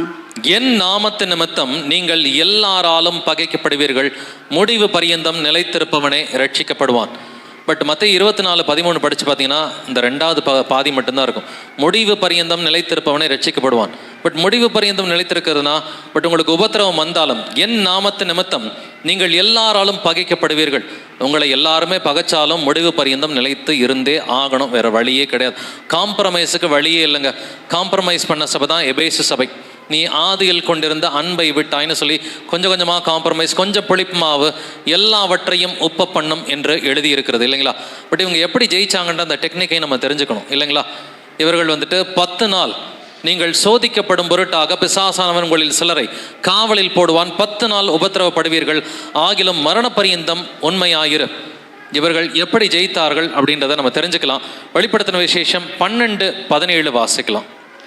அப்பொழுதே வலு சிற்பமானது ஸ்திரீயின் மேல் கோபம் கொண்டு தேவனுடைய கற்பனைகளை கை கொள்ளுகிறவர்களும் இயேசு கிறிஸ்துவை குறித்து சாட்சிய உடையவர்களாகிய அவளுடைய சந்ததியான மற்றவர்களுடனே யுத்தம் பண்ண போயிற்று. ஸோ வலு சர்ப்பம் யாரு கூடங்க யுத்தம் பண்ண போச்சு? இயேசுவின் பிள்ளைகளோட தான் யுத்தம் பண்ண போச்சு இல்லைங்களா. ஸோ அவளுடைய சந்ததியான மற்றவர்களுடனே யுத்தம் பண்ண போயிட்டு, பட் இந்த சந்ததி இயேசு கிறிஸ்துவின் உண்மையான சந்ததி, இந்த சிமர்னா சபையை போல இருந்தவங்க வலு சர்ப்பத்தை ஜெயிக்கிறதுக்கு ஒரு முக்கியமான வழியை அவங்க கண்டுபிடிச்சாங்க. வாசிக்கலாம் வெளிப்படுத்தின விசேஷம் 12:11. மரணம் நேருகிறதா இருந்தாலும் அதற்கு தப்பும்படி தங்கள் ஜீவனையும் பாராமல் ஆட்டுக்குட்டியின் இரத்தத்தினாலும் தங்கள் சாட்சியின் வசனத்தினாலும் அவனை ஜெயித்தார்கள். மரணம் நேரிடுகிறதா இருந்தாலும் அதற்கு தப்பும்படி தங்கள் ஜீவனையும் பாராமல் ஆட்டுக்குட்டியின் இரத்தத்தினாலும் தங்கள் சாட்சியின் வசனத்தினாலும் அவனை ஜெயித்தார்கள். அப்படின்னாக்க மரணமே ஏற்பட்டாலும் உண்மையாக இருக்கணும். கிறிஸ்து எனக்கு ஜீவன், சாவு எனக்கு ஆதாயம், இந்த வார்த்தையை சொல்லி தான் ஞானஸ்நானமே கொடுக்கணும். கிறிஸ்து எனக்கு ஜீவன், சாவு எனக்கு ஆதாயம்னு சொல்லி தான் ஞானஸ்நானமே எடுக்கணும். இல்லைன்னா பணத்துக்காக பின்வாங்கிறது, பெருமைக்காக பின்வாங்கிறது, உலக இச்சைகளுக்காக பின்வாங்கிறது, சொந்தக்காரங்க, நண்பர்கள், அதெல்லாம் கூடவே கூடாது. மரணமே ஏற்பட்டாலும் இயேசு கிறிஸ்துவுக்கு உண்மையாக நாம் இருக்க வேண்டும். இவர்களுக்கு மட்டும்தான் 2ஆம் மரணம் கிடையாது. இயேசு கிறிஸ்துவுக்காக உண்மையாக இருந்துட்டோம்னா 2ஆம் மரணத்துக்கு நம்ம மேலே அதிகாரம் இல்லைன்றதை இயேசு கிறிஸ்து சொல்லியிருக்கிறார். வெளிப்படுத்தின விசேஷம் 2:11 வாசிக்கலாம். ஜெயங்கொள்ளுகிறவன் 2ஆம் மரணத்தினால் சேதப்படுவதில்லை என்று எழுது. ஜெயம் கொள்ளுகிறவன் 2ஆம் மரணத்தினால் சேதப்படுவதில்லை. யாருக்குங்க சொல்றாரு? சிமர்னா சபைக்கு தான் 2ஆம் மரணம் கிடையாதுன்னு சொல்லி சொல்றார். ஸோ சிமர்னா சபைக்கிட்ட தான் உயிர்த்தெழுதலை பற்றியும் 2ஆம் மரணம் உனக்கு கிடையாதுன்ற விஷயத்தை பற்றியும் ஆண்டவர் சிமர்னா சபைக்கிட்ட தான் பேசுகிறார். ஸோ அப்படி இருக்கிறப்ப இந்த முதலாம் உயிர்த்தெழுதலில் பங்குள்ளவர்களாக யாருங்க இருப்பா? முதலாம் உயிர்த்தெழுதலில் வரப்போகிறது ஆபிரகாம், ஈசாக்கு, யாக்கோபு போல சிமர்னா சபையும் சேர்ந்து வரும். இந்த சிமர்னா சபையும் ஸோ இயேசு கிறிஸ்து இந்த பூமிக்கு வரும்பொழுது வாசித்தோம் இல்லைங்களா, தேவ எக்காலத்தோடு ஆரவாரத்தோடு பிரதான தூதனுடைய சத்தத்தோடு வானத்திலிருந்து இறங்கி வருவார். அப்பொழுது கிறிஸ்துவுக்குள் மரித்தவர்கள் முதலாவது எழுந்திருப்பார்கள். இந்த கிறிஸ்துவுக்குள் மரித்தவர்களில் யாருங்க முக்கியமாக இருக்கிறா? சிமர்னா சபை முக்கியமாக இருக்குது. அப்பொழுது உயிரோடு இருக்கும் நாமும் கர்த்தருக்கு எதிர்கொண்டு போவோம். இந்த உயிரோடு இருக்கும் நாமும் யாருங்க? நம்ம தான் பிலடெல்பியா சபை. இந்த பிலடெல்பியா போல இருந்தாக்க சிமர்னாவும் பிலடெல்பியாவும் சேர்ந்து கர்த்தருக்கு சாட்சிகளாய் இவர்கள் இருக்கிறார்கள். 2ஆம் மரணம் வேண்டாம் அப்படின்னு சொன்னால் கர்த்தருக்கு மரண பரியந்தம் உண்மையாக இருக்கணும். வாசிக்கலாம் வெளிப்படுத்தின விசேஷம் 20ஆம் அதிகாரம் 6வது வசனம். முதலாம் உயிர்த்தெழுதலுக்கு பங்குள்ளவன் பாக்கியவானும் பரிசுத்தவானுமாய் இருக்கிறான். இவர்கள் மேல் 2ஆம் மரணத்திற்கு அதிகாரம் இல்லை. முதலாம் உயிர்த்தெழுதலுக்கு பங்குள்ளவர்களாயிருக்கிற இந்த சிமர்னா சபைக்கு இவர்களுக்கு 2ஆம் மரணம் கிடையாதுன்னு சொல்லி கர்த்தர் தெளிவாக பேசி இருக்கிறார். அப்படின்னா இந்த சிமர்னா சபை எப்படிப்பட்ட சபை? இது என்ன உபத்திரவம் வந்தாலும், என்ன பிரச்சனை வந்தாலும் இயேசு கிறிஸ்துவுக்கு சாட்சி கொடுக்கிற ஒரு சபையாக இருந்தது. இந்த சாட்சி கொடுக்கிற காலகட்டம் இயேசு கிறிஸ்துவுக்காக இவர்கள் உயிரை கொடுத்த காலகட்டம் கிபி 100 முதல் கிபி 313 வரைக்கும். இன்ஃபேக்ட் அந்த 7 சபைகளும் ஃபிசிக்கலாகவும் இருந்துச்சு. இப்போ நம்ம பார்க்குற மாதிரி ஆவிக்குரிய ரீதியிலையும் இருந்துச்சு. இப்போ நாம் பார்க்குறது ஆவிக்குரிய ஆங்கிள் இருந்து பார்க்குறோம். ஃபிசிக்கலாகவும் இந்த 7 சபைகளும் அந்த 7 பட்டணங்களில் இருந்தது தான். இன்றைக்கி பெருசாக எந்த பட்டணத்துலேயும் அங்கே சபைகள் இருக்கிற மாதிரி தெரில. ஏன்னா அங்கே டர்க்கியில் ஒரு இஸ்லாமிக் பர்சிக்யூஷன் இருக்கத்தான் செய்யுது. அந்த 7 பட்டணங்களில் இன்றைக்கி அதிகமாக உண்மை கிறிஸ்தவர்கள் இருக்கிறாங்களா அப்படின்றது தெரியல. பட் ஃபிசிக்கலாகவும் சபைகள் அந்த நாட்களில் இருந்துச்சு. பட் நாம் பார்க்குறது ஸ்பிரிச்சுவல் ஆங்கிளில், ஆவிக்குரிய ஒரு வகையில் சபைகள் உலகம் முழுவதும் எப்படி இந்த காலகட்டங்களில் இருந்தாங்கன்றதை பார்க்குறோம். ஸோ ஈடிக்ட் ஆஃப் டாலரேஷன் 313 வந்த பிறகு தான் கொஞ்சம் சிமர்னா சபையால் மூச்சு விடுற மாதிரி இருந்துச்சு. பட் இந்த ஈடிக்ட் ஆஃப் டாலரேஷன் வந்த பிறகு ராஜா கான்ஸ்டன்டைன் கிறிஸ்தவனாக மாறிட்டார். நாங்களும் ராஜாவோட சேர்ந்துக்கிறோன்னு சொல்லி ஒரு கள்ள கிறிஸ்தவ கூட்டமும் வந்துட்டு எழும்புச்சு. பாகாலை வழிபடுகிற ஒரு சிலர் வந்துட்டு அவர்கள் நாங்களும் கிறிஸ்தவர்களாக மாறுறோன்னு சொல்லி அவங்க சபையை தீட்டுப்படுத்தியது அது பெர்கமோ சபையின் காலகட்டத்தில் தான் நடந்துச்சு. ஸோ அடுத்த சபையின் காலகட்டம் பெர்கமோ சபையின் காலகட்டமாக இருக்கிறது. இந்த வார்த்தையே பயங்கரமாக இருக்கும். பெர்கமோ, இட் மீன்ஸ் மிக்ஸ்டு மேரேஜ், கலப்பு திருமணம். மிக்ஸ்டு மேரேஜ், கலப்பு திருமணம். ஸோ சபையில் இருந்த உண்மை கிறிஸ்தவர்களுக்கும் பாகாலை வழிபட்ட அந்த பொய்யானவர்களுக்கும் அவங்களும் கிறிஸ்தவர்களாக மாறிக்கிறோம்னு சொல்லி சபைக்குள்ளார நடந்த கலப்பு திருமணம் வந்துட்டு இது நடந்தது கிபி 313 பிறகு. ஏன்னா கிபி 313 நமக்கு தெரியும் ஈடிக்ட் ஆஃப் டாலரேஷன், கிறிஸ்தவர்களை கொலை செய்யக்கூடாது அப்படின்ற ஒரு கட்டளை பிறந்தப்ப சரி ராஜாவே கிறிஸ்டியனாக வந்துட்டு மாறிட்டாரு, நாமளும் கிறிஸ்டியனாக மாறிக்கலான்னு சொல்லி ராஜா கூட இருந்த ஒரு கூட்டமும் பொதுமக்களில் ஒரு கூட்டமும் இவர்கள் பாகாலை சைலண்ட்டாக வழிபட்டாலும் வெளியில் புறம்பாக கிறிஸ்தவர்களாக இருந்தாங்க. ஸோ இன்றைக்குமே இது பார்த்தீங்கன்னா நார்த் வெஸ்ட் டர்க்கியில் வந்துட்டு இது இருக்குது. It was the seat of Roman government in Asia. So Rome வந்துட்டு பெரிய ஒரு ராஜ்யமாக இருந்தது. அந்த நாட்களில் பார்த்தீங்கன்னா ரோம ராஜ்யம் பெரிய ராஜ்யமாக இருந்தது. அங்கங்கே லோக்கல் ஹெட் குவார்ட்டர்ஸ் இருக்கும் இல்லைங்களா. அந்த ஆசியாவில் டர்க்கியில் இருந்த லோக்கல் ஹெட் குவார்ட்டர்ஸ் எதுனா இது பெர்கமோவில் தான் லோக்கல் ஹெட் குவார்ட்டர்ஸ் இருந்துச்சு. அங்கே தான் கர்த்தருக்கு உண்மையான ஒரு சாட்சி, கர்த்தருக்காக உயிரை கொடுத்த ஒரு சாட்சி பேரை கர்த்தரை சொல்றார். இந்த சபை ஒழுங்கு இல்லைனாலும் அங்கே ஒருத்தன் உண்மையாக இருக்கிறான். அந்திப்பா என்கிற ஒரு உண்மை உள்ள சாட்சி இயேசு கிறிஸ்துவுக்காக உயிரை கொடுத்ததை இயேசு கிறிஸ்துவை ரொம்ப பெருமிதமாக அவர் பேசுகிறார். ஸோ இங்கே வந்துட்டு சாத்தானுடைய அந்த சிங்காசனம் இருக்குது என்றும் எழுதியிருக்கிறது. அந்த சாத்தானுடைய சிங்காசனம் 2 விதத்தில் இதை இன்டர்பிரேட் பண்ணலாம். ஒன்று ஆல்டர் ஆஃப் பெர்கமோஸ், இது ரொம்ப ஒரு பெரிய ஹிஸ்ட்ரிக்கு வந்துட்டு போகும். ஆல்டர் ஆஃப் பெர்கமோஸ் அப்படின்றது சாத்தானுடைய சிங்காசனம். அதே போல் இந்த ரோம் நகரத்தினுடைய லோக்கல் ஹெட் குவார்ட்டர்ஸ் இங்கே தான் இருந்துச்சு. ஸோ ரோம் தான் வந்துட்டு அது சிங்காசனம் அப்படின்றது. ஸோ வலு சர்ப்பமானது தனது சிங்காசனத்தை முதலாம் மிருகத்துக்கு விட்டு கொடுத்துச்சு அப்படின்றத நம்ம பார்க்குறோம். ஸோ இங்கே டாக்டரின் ஆஃப் பாலாம், பிழையாமுடைய போதகம் இருக்கிறது, இந்த நிக்கோலாய் மதஸ்தரின் போதகம் இருக்கிறது. இங்கேருந்து தான் கத்தோலிக்க சபை உருவாகுது. இந்த 313 பிறகு தான் கத்தோலிக்க சபை வந்துட்டு அப்படி ஸ்லோவாக அந்த பிஷப் ஆஃப் ரோம் அப்படின்ற பட்டம் கிடைச்சு, அதன் பிறகு போப் அப்படின்ற பட்டம்லாம் அதன் பிறகு தான் கிடைக்குது. அந்த டாக்டரின் ஆஃப் பாலாம், அந்த பிழையாமின் போதகம், நிக்கோலாய் மதஸ்தரின் போதகம். ஸோ இங்கே தான் அங்கே ரோமன் எம்பரர் அகஸ்டஸ் சீசருக்கு அவன் உயிரோடு இருக்கும் காலகட்டத்தில் ஒரு கோயில் கட்டினாங்க. ஸோ அகஸ்டஸ் சீசர் உயிரோடு இருக்கிறப்பவே அவனை கடவுளாக பாவித்து ஒரு கோயில் ஒன்று அவங்க கட்டினாங்க. இது இருக்கிறதும் பெர்கமாஸில் தான் வந்துட்டு இருக்குது. வாசிக்கலாம் வெளிப்படுத்தின விசேஷம் 2ஆம் அதிகாரம் வசனங்கள் 13 முதல் 14 வரை. உன் கிரிகைகளையும் சாத்தானுடைய சிங்காசனமாய் இருக்கிற இடத்தில் நீ குடியிருக்கிறதையும், நீ என் நாமத்தை பற்றி கொண்டிருக்கிறதையும், சாத்தான் குடி கொண்டிருக்கிற இடத்திலே உங்களுக்குள்ளே எனக்கு உண்மையுள்ள சாட்சியான அந்திப்பா என்பவன் கொல்லப்பட்ட நாட்களிலும் என்னை பற்றும் விசுவாசத்தை நீ மறுதலையாய் இருப்பதையும் அறிந்திருக்கிறேன். விக்கிரங்களுக்கு படைத்தவைகளை புசிப்பதற்கும் வேசித்தனம் பண்ணுவதற்கும் ஏதுவான இடரலை இஸ்ரவேல் புத்திரர் முன்பாக போடும்படி பாலாக் என்பவனுக்கு போதனை செய்த பிலேயாமுடைய போதகத்தை கை கொள்ளுகிறவர்கள் உன்னிடத்தில் உண்டு. ஸோ இதில் உன் கிரியைகளையும் சாத்தானுடைய சிங்காசனம் இருக்கிற இடத்தில் நீ குடியிருக்கிறதையும், அங்கே ரோமன் கவர்மெண்ட் இருக்குது, அதே போல் அங்கே ஒரு ஆல்டர் ஆஃப் பெர்கமோஸ் வந்துட்டு இருக்குது. ஸோ இதெல்லாம் சாத்தானுடைய சிங்காசனம் கர்த்தர் சொல்கிறாரு.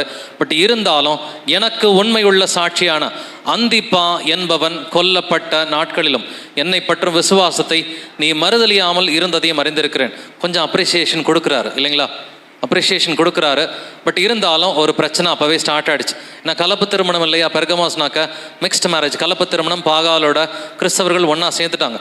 விக்கிரகங்களுக்கு படைத்தவைகளை புசிப்பதற்கும் வேசித்தனம் பண்ணுகிறதற்கும், வேசித்தனம் என்பது ஃபிசிக்கல் கிடையாதுங்க, ஆவிக்குரிய வேசித்தனம், சிலை வழிபாடு. சிலை வழிபாடு கிறிஸ்தவ சபைக்குள் நுழைந்தது கான்ஸ்டன்டைன் ராஜாவுடைய அந்த மிக்ஸ்டு மேரேஜ். அந்த பாகாலை வழிபடுகிறவர்கள் சேர்ந்த பிறகு சரிப்பா நாங்களும் உங்களை மாதிரி தான்ப்பா, நம்மெல்லாம் ஒன்றா இருந்துக்கலாம், எங்கள் கடவுளுக்கு பேரை மாற்று அப்படின்னு சொல்லிட்டு அந்த சிலைகளுக்கு பேரை மாற்றிட்டாங்க. பேரை மாற்றி அப்போ தான் இந்த புனிதர்கள் வழிபாடலாம் ரோமன் கத்தோலிக்க சபையில். ஸோ சபை 2ஆக பிரிஞ்சுது. உண்மையுள்ள சபை வீட்டில் ஹவுஸ் சர்ச்சாகவே இருந்துச்சு. அது வரைக்கும் ஹவுஸ் சர்ச்சாக தான் இருந்தாங்க. ஆரம்பத்தில் எபேசு சபை கம்ப்ளீட்டாக ஹவுஸ் சர்ச் தான். அடுத்து சிமர்னா சபை கம்ப்ளீட்டாக வீட்டு சபை தான் வந்துட்டு. அதன் பிறகு இந்த பெர்கமு சபையின் காலகட்டத்தில் தான் ஸ்லோவாக ராஜா கூட போய் சேர ஆரம்பித்தாங்க. உண்மை கிறிஸ்தவர்கள் இல்லைப்பா, நாங்கள் வீடுகளில் கூடிக்கிறோன்னு சொல்லி சபை ரெண்டாக பிரிந்த காலகட்டம் தான் இந்த பெர்கமு சபையின் காலகட்டம். பட் அந்த கெட்டு போகிறவர்கள் அவங்க ரெண்டு தவறு பண்ணாங்க. ஒன்று சிலை வழிபாடு, அது வேசித்தனம் என்று எழுதியிருக்கிறது. இன்னொன்று வந்துட்டு விக்கிரகங்களுக்கு படைத்தவைகளை புசிப்பது. ஸோ விக்கிரகங்கள் முன்னாடி வந்துட்டு அப்பம் ரசம் எடுப்பது, இது பேய்களுடைய பந்தி என்று கர்த்தர் சொல்றாரு. மேலும் இந்த இடரலை வந்துட்டு வைத்த பிழையாமுடைய போதகத்தை கை கொள்ளுகிறவர்கள் உன்னிடத்தில் உண்டு. அதே போல் நிக்கோலாய் மதஸ்தர் அப்படின்ற ஒரு விஷயத்தையும் பார்த்தோம் இல்லைங்களா. நிக்கோலாய்டன்ஸ் இவங்க யாருன்னா திருமணம் பண்ணக்கூடாது அப்படின்ற ஒரு ஸ்டாண்டர்டு இருக்கிறவங்க. திருமணம் பண்ணுறது மோசம், அதெல்லாம் தப்பு, பரிசுத்தமாக இருக்க முடியாதுன்னு சொல்லி அந்த நிக்கோலாய் மதஸ்தர்கள் என்பதை பற்றி கர்த்தர் ரெண்டு சபைக்கிட்ட வந்துட்டு பேசுகிறாரு. ஸோ இந்த வெளிப்படுத்தின விசேஷத்தில் மூன்றாவது சபையாக இருக்கிற இந்த பெர்கமு சபைக்கிட்டையும் கர்த்தர் நிக்கோலாய்டன்ஸை பற்றி வந்துட்டு பேசுகிறார்.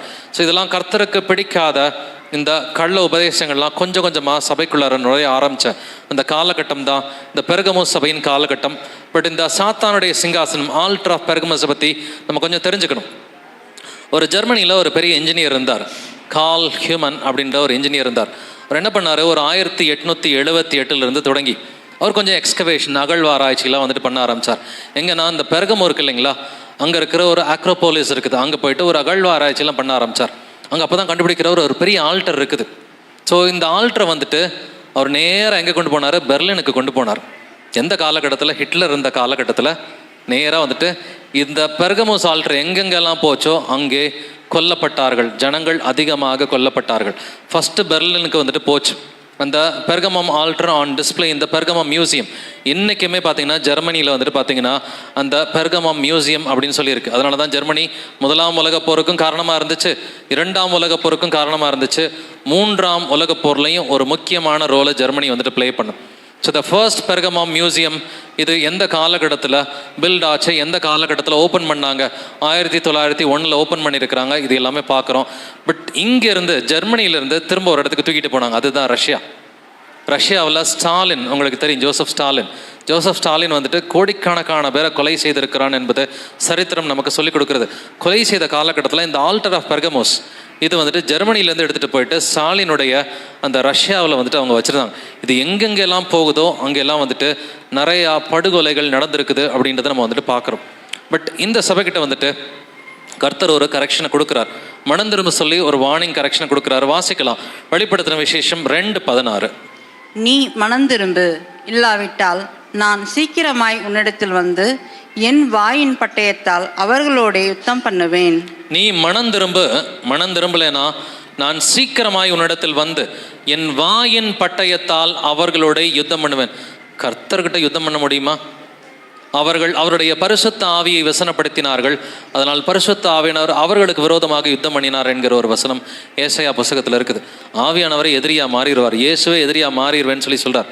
ஸோ ஜாக்கிரதையா இல்லை, தவறான போதனைகள் இருந்தால் இயேசு கிறிஸ்துவே எதிரியா மாறிடுவார், நான் அவர்களோட யுத்தம் பண்ணுவேன்னு சொல்லி சொல்றார்.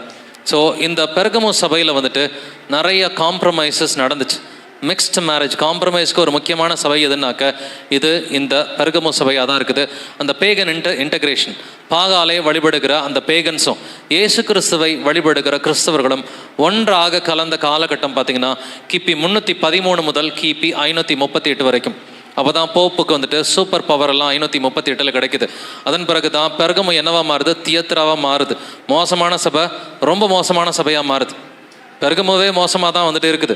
இது தியத்ரா பார்த்திங்கன்னா ரொம்ப மோசம் என்று கர்த்தர் பேசி இருக்கிறார். ஸோ இந்த பெர்கமு சபையின் காலகட்டம், ஸோ காம்ப்ரமைஸ் பண்ணி பாகாலை வழிபடுகிறவர்களோடு இவர்கள் ஒன்றாக கலந்து இவங்க கர்த்தரை விட்டு விலகி போயிட்டாங்க. அந்த அப்போஸ்டசி, அந்த விசுவாச துரோகம் என்பது இந்த காலகட்டத்தில் தான் நடந்துச்சு. ஸோ இந்த ஒரு காலகட்டத்தில் பார்த்திங்கன்னா வெஸ்டர்ன் ரோமன் எம்பையர் தகர்க்கப்பட்டு ரோமில் ஆள் இல்லை, சீசர் இல்லை. வெஸ்டர்ன் ரோமன் எம்பையர் 476 தகர்க்கப்பட்டு அங்கே சீசரில் அடுத்த ஒரு 50 ஆண்டுகளில் அங்கே 2வது ரவுடி பெரிய ரவுடியாக மாறிடுறோம். இப்படி தான் நடந்துச்சு. ரோமில் இருந்த முதல் பெரிய ஆள் யார், சீசர். 2வது பெரிய ஆள் பிஷப் ஆஃப் ரோம். ஸோ முதல் ஆள் போன பிறகு அந்த இடத்துக்கு வந்தது 2வது ஆள் வந்துட்டான். ஸோ இவனுக்கு வந்துட்டு அந்த ஈஸ்டர்ன் ரோமன் எம்பரர் ஜஸ்டீனியன் வந்துட்டு சூப்பர் பவர் கொடுத்த மாதிரி நீதாம்பா கிறிஸ்தவ சபைகளுக்கு தலைவர் அப்படின்ற மாதிரி சொல்லுவோமே, அங்கேருந்து அந்தி கிறிஸ்துவின் காலகட்டம் தொடங்குகிறது. அந்த அந்தி கிறிஸ்துக்குரிய எல்லா அடையாளங்களோடு இருக்கிற சபை தான் இந்த தியத்ரா சபையாக இருக்கிறது. அதனால தான் தியத்ரா சபைக்கு 1000 ஆண்டுகள் காலகட்டமும் இருக்குது. அந்த 7 சபைகளில் அதிகமான வசனங்கள் இருப்பது தியத்ராக்கு தான். அந்த 7 சபைகளில் பார்த்தீங்கன்னா அதிகமாக வசனங்கள் கொடுக்கப்பட்டிருக்கிறது.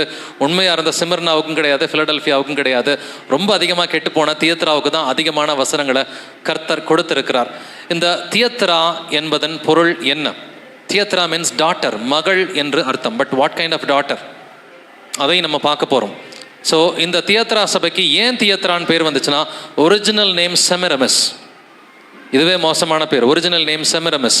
அங்கே செலூக்கஸ் நிகேட்டர், இவன் யாருன்னு சொன்னாக்க, அலெக்சாண்டர் த கிரேட்டுடைய ராஜ்யம் 4ஆக பிரிக்கப்பட்டது இல்லைங்களா, அதில் பெரிய பகுதி எடுத்துக்கிட்டவன் செலூக்கஸ் நிகேட்டர் தான் வந்துட்டு.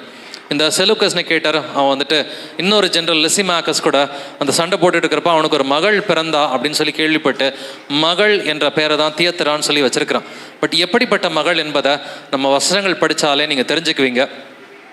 ஸோ இந்த தியத்ராவில் வந்துட்டு கொஞ்சம் ஹிஸ்ட்ரி இருக்குது நமக்கு.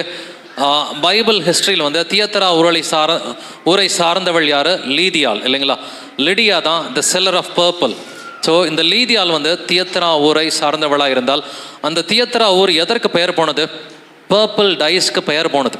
அந்த பர்பிள் கிளாத் ட்ரேடுக்கு ரொம்ப பெயர் போனது. அதனால தான் இவங்க அவங்க ஊரில் கற்றுக்கிட்ட பிஸ்னஸை எங்கே கொண்டு போய் பண்ணாங்க? நேராக பிலிப்பு சபையில் போய் அந்த பிஸ்னஸ் பண்ணாங்க. ரத்தாம்பரம் விற்கிறவள், இந்த லீதியாளுடைய பிஸ்னஸ் என்னது? ரத்தாம்பரம் விற்கிறவள் என்று எழுதி இருக்கிறது இல்லைங்களா. அவங்க ஊரில் கற்றுக்கிட்ட பிஸ்னஸை இவங்க பிலிப்பு சபையில் போய் பண்ணாங்க. பட் இங்கே டாட்டர்னு சொன்னாக்கா இது என்ன டாட்டர்? ஜெசபல் ஸ்பிரிட், எசபேலுடைய ஆவி இந்த சபையிலே செயல்பட்டது என்பதை கர்த்தர் வந்து சொல்லி கொடுக்குறார். ஸோ இங்கே நிறைய கள்ள போதங்கள் இருந்துச்சு, நிறைய ஸ்பிரிச்சுவல் கரப்ஷன் இருந்துச்சு. இதுதான் பேப்பல் டாமினேஷன் இருந்த சபை. அந்த அந்தி கிறிஸ்துகள் போப்போட டோட்டல் டாமினேஷன் இருந்த காலகட்டம் எதுன்னு பார்த்தீங்கன்னா தியத்ரா சபையின் காலகட்டமாக இருக்கிறது. ஒரு சில முக்கியமான வசனங்களை நம்ம ஆராய்ந்து பார்க்க போகிறோம். வாசிக்கலாம். வெளிப்படுத்தின விசேஷம் 2ஆம் அதிகாரத்தில் 20, 21 மற்றும் 23வது வசனம். தன்னை தீர்க்கதரிசி என்று சொல்லுகிற எசபேல் என்னும் ஸ்திரீயானவள் என்னுடைய ஊழியக்காரர் வேசித்தனம் பண்ணவும் விக்கிரகங்களுக்கு படைத்தவைகளை புசிக்கவும் அவர்களுக்கு போதித்து அவர்களை வஞ்சிக்கும்படி நீ அவளுக்கு இடம் கொடுக்கிறாய். அவள் மனம் திரும்பும்படியாய் அவளுக்கு தவணை கொடுத்தேன். தன் வேசி மார்க்கத்தை விட்டு மனம் திரும்ப அவளுக்கு விருப்பமில்லை. அவளுடைய பிள்ளைகளையும் கொல்லவே கொல்லுவேன். அப்பொழுது நானே உள்ளந்திரியங்களையும் இருதயங்களையும் ஆராய்கிறவர் என்று எல்லா சபைகளும் அறிந்து கொள்ளும். ஸோ என்னுடைய இந்த ஏசபெல் அப்படின்ற ஒரு ஸ்திரீயை பற்றி பேசுகிறாரு. தன்னை தீர்க்கதரிசி என்று சொல்லுகிற ஏசபெல் என்னும் ஸ்திரீயானவள் என்னுடைய ஊழியக்காரர் வேசித்தனம் பண்ணவும் விக்கிரகங்களுக்கு படைத்தவைகளை புசிக்கவும். ஸோ இதுக்கு முந்தினதில் வந்துட்டு என்ன இருந்துச்சு? விக்கிரகங்களை படைத்தவைகளை புசிக்கிறது ஃபஸ்ட்டு இருந்துச்சு, வேசித்தனம் 2வது இருந்துச்சு. இங்கே பார்த்தீங்கன்னா வேசித்தனம் ஃபஸ்ட்டு வந்துருச்சு இல்லைங்களா. இங்கே சிலை வழிபாடு தான் ஃபஸ்ட்டு இருக்குது. வேசித்தனம் பண்ணவும் விக்கிரகங்களுக்கு படைத்தவைகளை புசிக்கவும் அவர்களுக்கு போதித்து சிலை வழிபாடு செஞ்சே ஆகணும்னு சொல்லி சண்டை போட்ட காலகட்டம் இதுதான், ஐக்கனோ கிளாசம். ஸோ சிலை வழிபாட்டுக்காக போர்கள்லாம் வந்துட்டு ஈஸ்டர்ன் வெஸ்டர்ன் ரோமன் எம்பையருக்கு நடுவில் வந்ததெல்லாம் இந்த ஒரு காலகட்டம் தான். வேசி மார்க்கம்னு கர்த்தர் சொல்கிறார் இல்லைங்களா. இது ஜீவ மார்க்கம் இல்லை, வேசி மார்க்கத்தை விட்டு அவள் மனம் திரும்படியாய் அவளுக்கு தவணை கொடுத்தேன். தன் வேசி மார்க்கத்தை விட்டு மனம் திரும்ப அவளுக்கு விருப்பமில்லை. ஸோ வேசி மார்க்கமாக மாறிப்போன ஒரு காலகட்டம் கிபி 538 தொடங்குச்சு. அவளுடைய பிள்ளைகளையும் கொல்லவே கொல்லுவேன் கர்த்தர் சொல்கிறார்.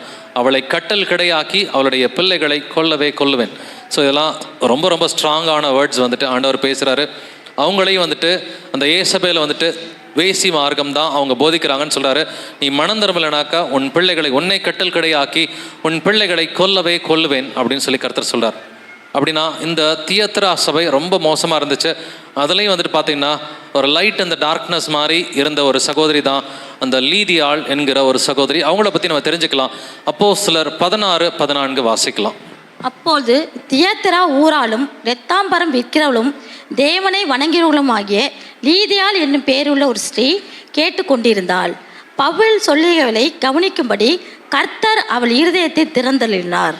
ஸோ தியத்ரா ஊராளும் எந்த ஊரை சார்ந்தவர்கள்? இந்த லீதியால் தியத்ரா ஊராள். இவங்க வாழ்ந்தது ஐரோப்பாவில் இருந்த கிரீஸில் இருக்கிற பிலிப்பு பட்டணம். ஸோ கிரீஸில் இருக்கிற பிலிப்பு பட்டணத்தில் தான் அவங்க வாழ்ந்து கொண்டிருந்தாங்க. In fact the first European convert யாருன்னு சொன்னாக்க இந்த லீதியால் தான் வந்துட்டு ஐரோப்பாவில் முதல் கர்த்தருடைய வசனங்களை வந்துட்டு பவுல் மூலமாக சொல்லப்பட்டதை இவர்கள் தான் ஏற்றுக்கொண்டார்கள். ஸோ இந்த சபையின் காலகட்டம் தான் கத்தோலிக்க சபை.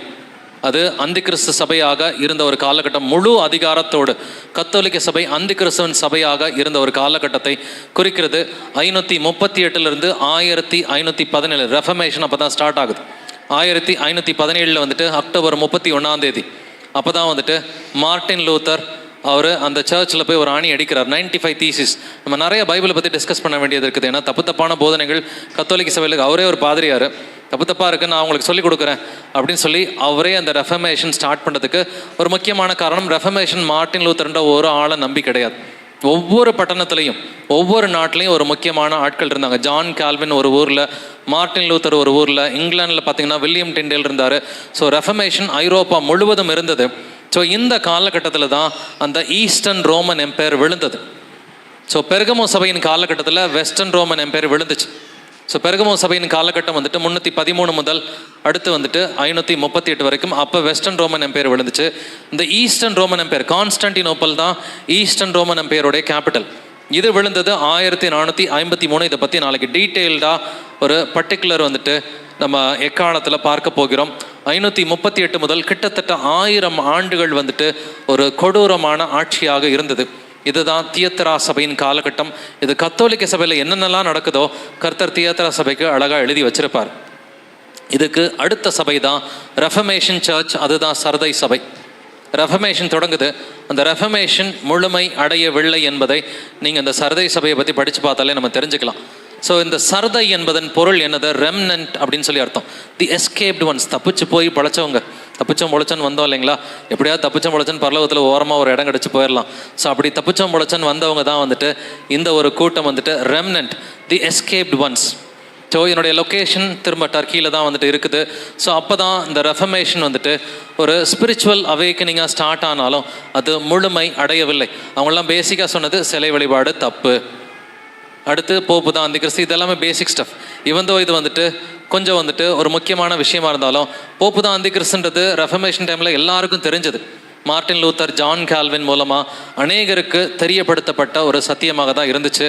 பட் இந்த ப்ரொட்டஸ்டன்ட் ரெஃபர்மேஷன் நல்லா தான் தொடங்குச்சு. பட் இன்றைக்கி எப்படி இருக்குன்னு பாருங்கள், தசமபாக காணிக்கையை நம்பி இருக்கு. ப்ரொட்டஸ்டன்ஸ் எப்படி இருக்கிறாங்க? தசமபாக காணிக்கையை நம்பி அப்போ ஸ்டார்ட் பண்ண ரெஃபர்மேஷன் இப்போ பயங்கரமாக கெட்டு போயிடுச்சு. ஸோ ப்ரொட்டஸ்டன்ட் ரெஃபர்மேஷன் முழுமை அடையவில்லை. அதனால தான் கர்த்தர் இவர்களுக்கு ரெம்னன்ட் அப்படின்ற பேர் வச்சிருக்கிறாரு. கொஞ்சோண்டு பேர் தான் உண்மையாக இருப்பாங்க, மெஜாரிட்டி கீழ்ப்படியாதவர்களாக இருப்பாங்க. ஸோ இந்த ரெம்னன்ட் சர்ச், இந்த சர்தையை பற்றி ஒரு சில வசனங்களை வாசிக்கலாம். வெளிப்படுத்தின விசேஷம் 3:1 வாசிக்கலாம். சர்தை சபையின் தூதனுக்கு நீ எழுத வேண்டியது என்னவெனில், தேவனுடைய 7 ஆவிகளையும் 7 நட்சத்திரங்களையும் உடையவர் சொல்லுகிறதாவது, உன் கிரியைகளை அறிந்திருக்கிறேன். நீ உயிருள்ளவன் என்று பெயர் கொண்டிருந்தும் செத்தவனாய் இருக்கிறாய். ஸோ சர்தை சபை, அதை பார்த்து கர்த்தர் என்ன சொல்றாரு? நீ உயிருள்ளவன் என்று பெயர் கொண்டிருந்தும் செத்தவனாக இருக்கிறார். என்ன பேர் பார்த்தீங்களா வந்துட்டு. இது இயேசு கிறிஸ்து இந்த வார்த்தையெல்லாம் சொன்னார்னா எப்படி இருக்கும் வந்துட்டு. ஸோ அப்ரிஷியேஷன் தான் நமக்கு அவர்கிட்ட வேணும். அப்படின்னா நம்முடைய கீழ்ப்படுதல் அதற்கு ஏற்ற மாதிரி இருக்கணும். ஸோ ஏன் செத்தவனாக இருக்கிறாயின்னு கர்த்தர் சொல்கிறாரு, அதுக்கான ரீசனை நம்ம தெரிஞ்சுக்கலாம். யாக்கோபு 2:26 வாசிக்கலாம். அப்படியே ஆவியில்லாத சரீரம் செத்ததாய் இருக்கிறது போல கிரியையில்லாத விசுவாசமும் செத்ததாய் இருக்கிறது. ஸோ விசுவாசம் கிரியையோட இல்லைன்னு சொன்னாக்க அந்த விசுவாசமே செத்த விசுவாசம். ஏன் வந்துட்டு இந்த சபையை பார்த்து நீ செத்தவனாக இருக்கிறான்னு சொல்கிறாரு? எந்த கிரியையும் வந்துட்டு கிடையாது. வாயில் வந்துட்டு ஏசு ஏசுன்னு சொல்லுவாங்களே ஒழிய எந்த கிரியையும் இல்லாது இருந்ததுனால அந்த காலகட்டம் 1517க்கு பிறகு அந்த ரெஃபர்மேஷன் முழுமை அடையவில்லை என்பதை நாம் புரிந்து கொள்கிறோம். ஸோ இதில் ஒரு சிலர் மாத்திரமே உண்மையாக இருந்தார்கள். அதனால தான் செத்தவனாக இருக்கிறான்னு கர்த்தர் சொல்கிறாரு. எபேசியர் 2:1 வாசிக்கலாமே.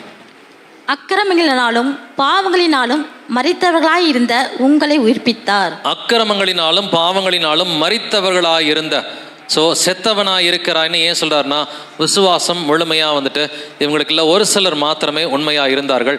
இதே தான் எபேசியர் 2:5 கர்த்தர் சொல்கிறாரு, அக்கிரமங்களில் மரித்தவர்களாக இருந்த நம்மை கிறிஸ்துவுடனே கூட உயிர்ப்பித்தார் என்று எழுதியிருக்கிறது.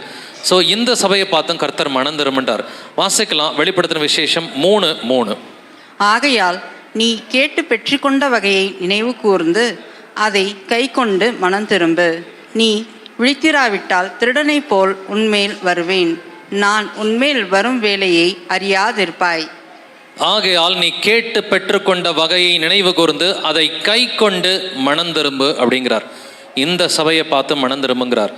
இது வரைக்கும் நம்ம எவ்வளவோ சபைகளை பார்த்துட்டோம் இல்லைங்களா? முதல் சபை எபேசு சபையை பார்த்துட்டோம், அங்கேயும் மனம் திரும்புன்றார். ரெண்டாவது சிமர்னா சபை, நோ கம்ப்ளைண்ட்ஸ் இல்லைங்களா, எந்த கம்ப்ளைண்ட்டுமே கிடையாது. அடுத்து வந்துட்டு பெர்கமு சபை மனம் திரும்புன்றார். நாலாவது தியத்ரா சபை மனம் திரும்புன்றார். அஞ்சாவது சரதை சபை, இதையும் பார்த்து மனம் திரும்புன்றார். 5 சபையில் 4 சபையை பார்த்து கர்த்தர் மனம் திரும்புன்ற வார்த்தையை வந்துட்டு சொல்லியிருக்கிறாரு. நீ விழித்திராவிட்டால் திருடனை போல் உன்மேல் வருவேன், நான் உன்மேல் வரும் வேளையை அறியாதிருப்பாய். ஸோ பெரிய வார்னிங் தான் கர்த்தர் கொடுத்து முடிக்கிறார் இந்த சபைக்கு வந்துட்டு. ஸோ இந்த சபை வந்துட்டு எஸ்கேப்டு ஒன்ஸ், ரெம்னன்ட், கொஞ்சோண்டு பேர் மாத்திரம்தான் வந்துட்டு உண்மையாக இருக்கிறார்கள் என்று கர்த்தரை பேசியிருக்கிறாரு. த ஏஜ் ஆஃப் ரெஃபர்மேஷன் 1517 முதல் 1730 வரைக்கும் இருந்த சபையின் காலகட்டம் தான் இது. டினாமினேஷனல் ஸ்பிரிட் இன்னமும் இருக்குது.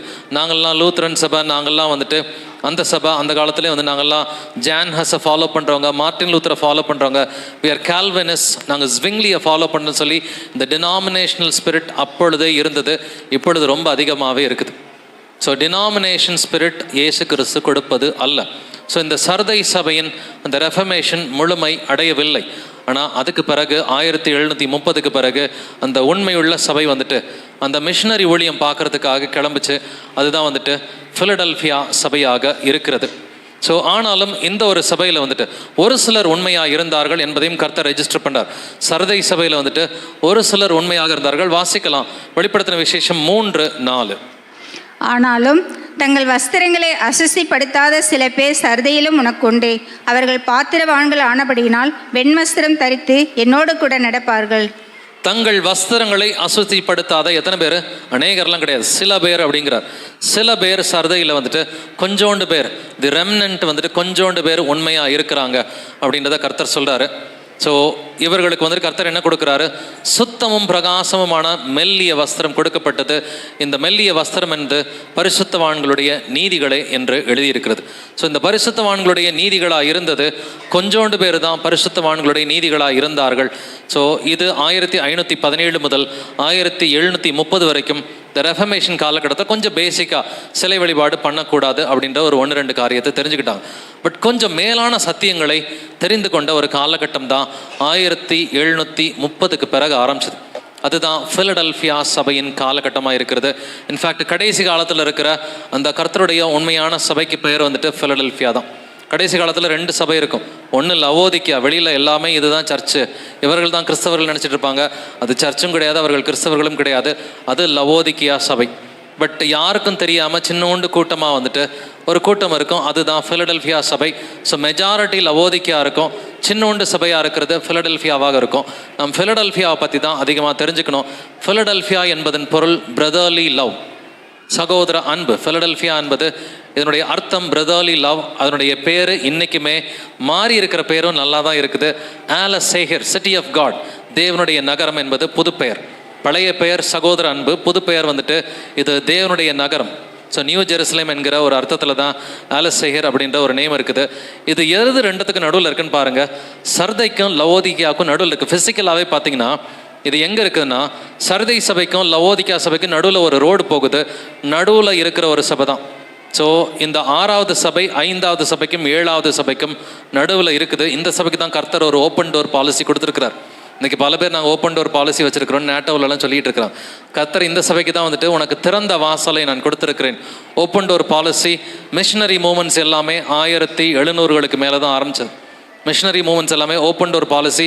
வெளியூர்களுக்கு போய் கர்த்தரை பற்றி சொல்லிக் கொடுக்குற ஒரு பழக்க வழக்கம் வந்துட்டு இந்த பிலடெல்பியா சபைக்கு தான் கர்த்தர் சொல்லிக் கொடுத்துருக்கிறாரு.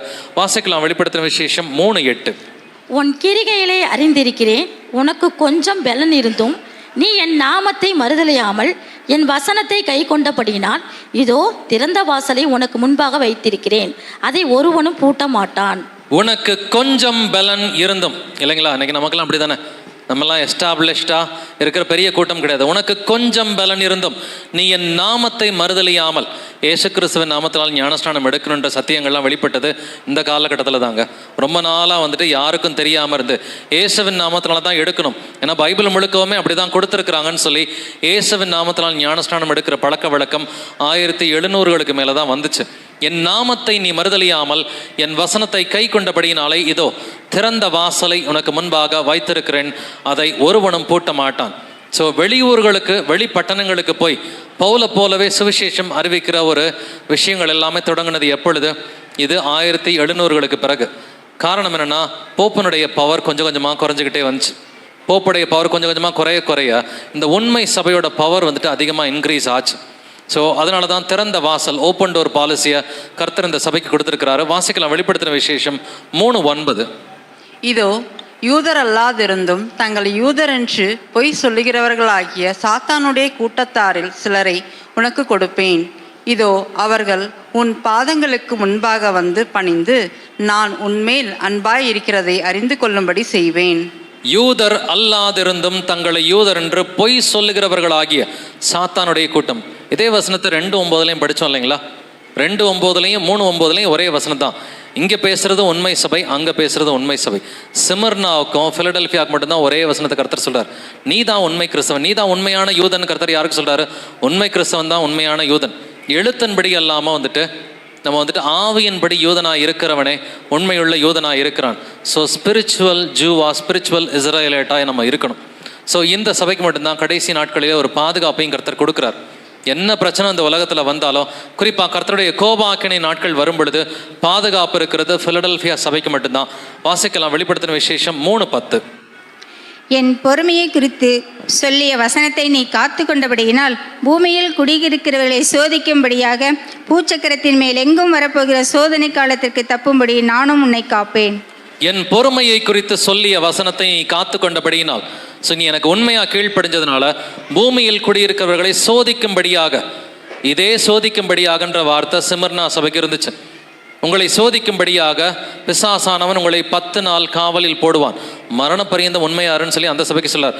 பட் உங்களுக்கு சோதனை வரும், ஆனால் இந்த பூச்சக்கரத்தின் மேலெங்கும் வரப்போகிற சோதனை காலத்திற்கு தப்பும்படி நானும் உன்னை காப்பேன். சிமர்னா சபைக்கு கர்த்தர் மரணத்தை கொடுத்திருந்தார், இந்த சபைக்கு கர்த்தர் பாதுகாப்பை கொடுத்திருக்கிறாரு. 2 சபைக்கும் சோதனை வந்துட்டு இருக்கிறது. 2 சபைக்கும் சோதனை இருந்தாலும், பட் இங்கே பூச்சக்கரம்ன்ற வார்த்தையை நல்லா கவனிக்கணும். இங்கே பூமின்னு வரல, பூச்சக்கரம்ன்ற வார்த்தை ஆய்க்குமெனேன்னு சொல்லி வந்திருக்கு. உலகம் முழுவதும் ஒரு சோதனை நாட்கள் வரும், அந்த நாட்களில் தான் நாம் இன்னைக்கு இருக்கிறோம். உலகம் முழுவதும் இருக்கிற சோதனை நாட்களில் தான் நாம் இருக்கிறோம். நீங்கள் பிலடெல்பியாவாக இருந்தால் உங்களுக்கு பாதுகாப்பு உண்டு. உங்களுடைய பணமோ காசோ உங்களுடைய சொத்தோ அந்தஸ்தோ உங்களை பாதுகாக்காது.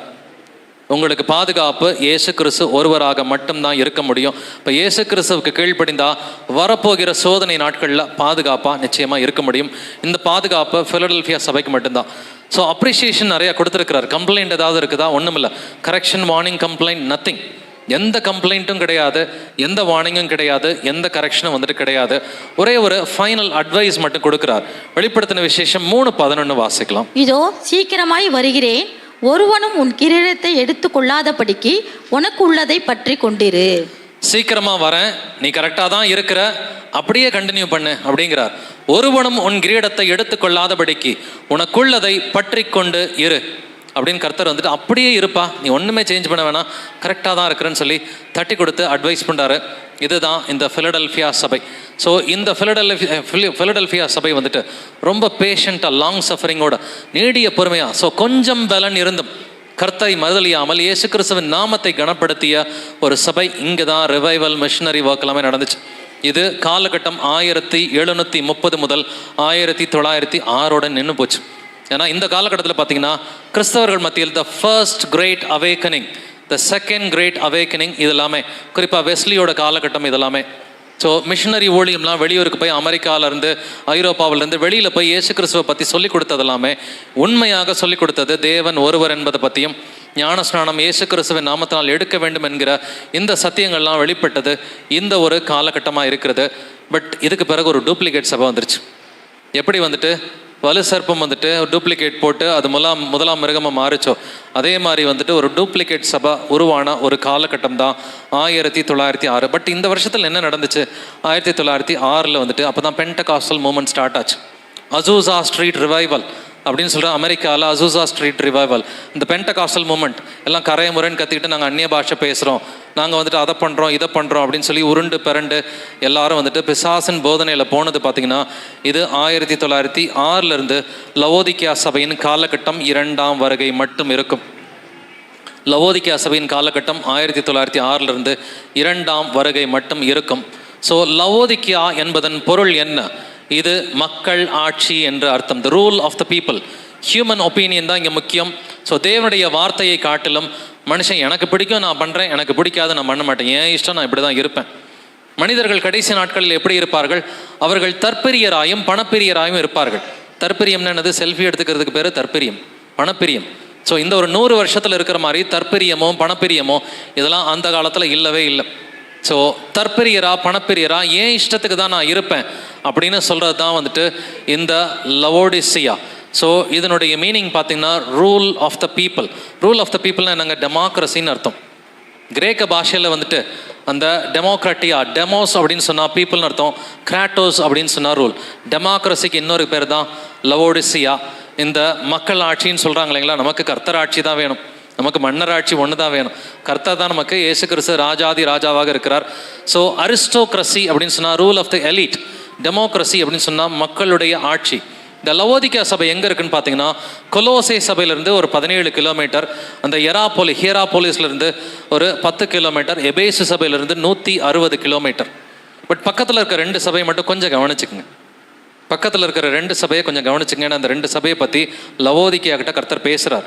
ஸோ கொலோசையிலேருந்து 17 கிலோமீட்டர், எராப்போலியை பற்றி அதிகமாக வசனங்கள் கிடையாது, 1-2 வசனம் இருக்குது. எராப்போலியிலேருந்து 10 கிலோமீட்டர். இந்த எப்பப்ரா அப்படிங்கிற ஒரு மனுஷன் தான் வந்துட்டு இந்த சபைக்கு வசனத்தை போதிச்சிருக்கிறான். ஸோ இந்த லவோதிக்கா சபைக்கும் கொலோசை சபை, இந்த 2 சபைக்கும் போதித்தது 2 பக்கமாக தான் இருக்குது, 17 கிலோமீட்டர் தான். இந்த 2 சபைக்கும் சுவிசேஷம் அறிவித்தது இது எப்பப்ரா அப்படிங்கிற ஒரு மனுஷன். இது கொலோசை புஸ்தகத்தில் இது எழுதப்பட்டு இருக்கிறது. ஸோ இந்த லவோதிக்கா சபை இது எப்படி இருந்துச்சா? இது தன்னை ஐஸ்வர்யவான் என்று சொல்லிக்கிற ஒரு சபை.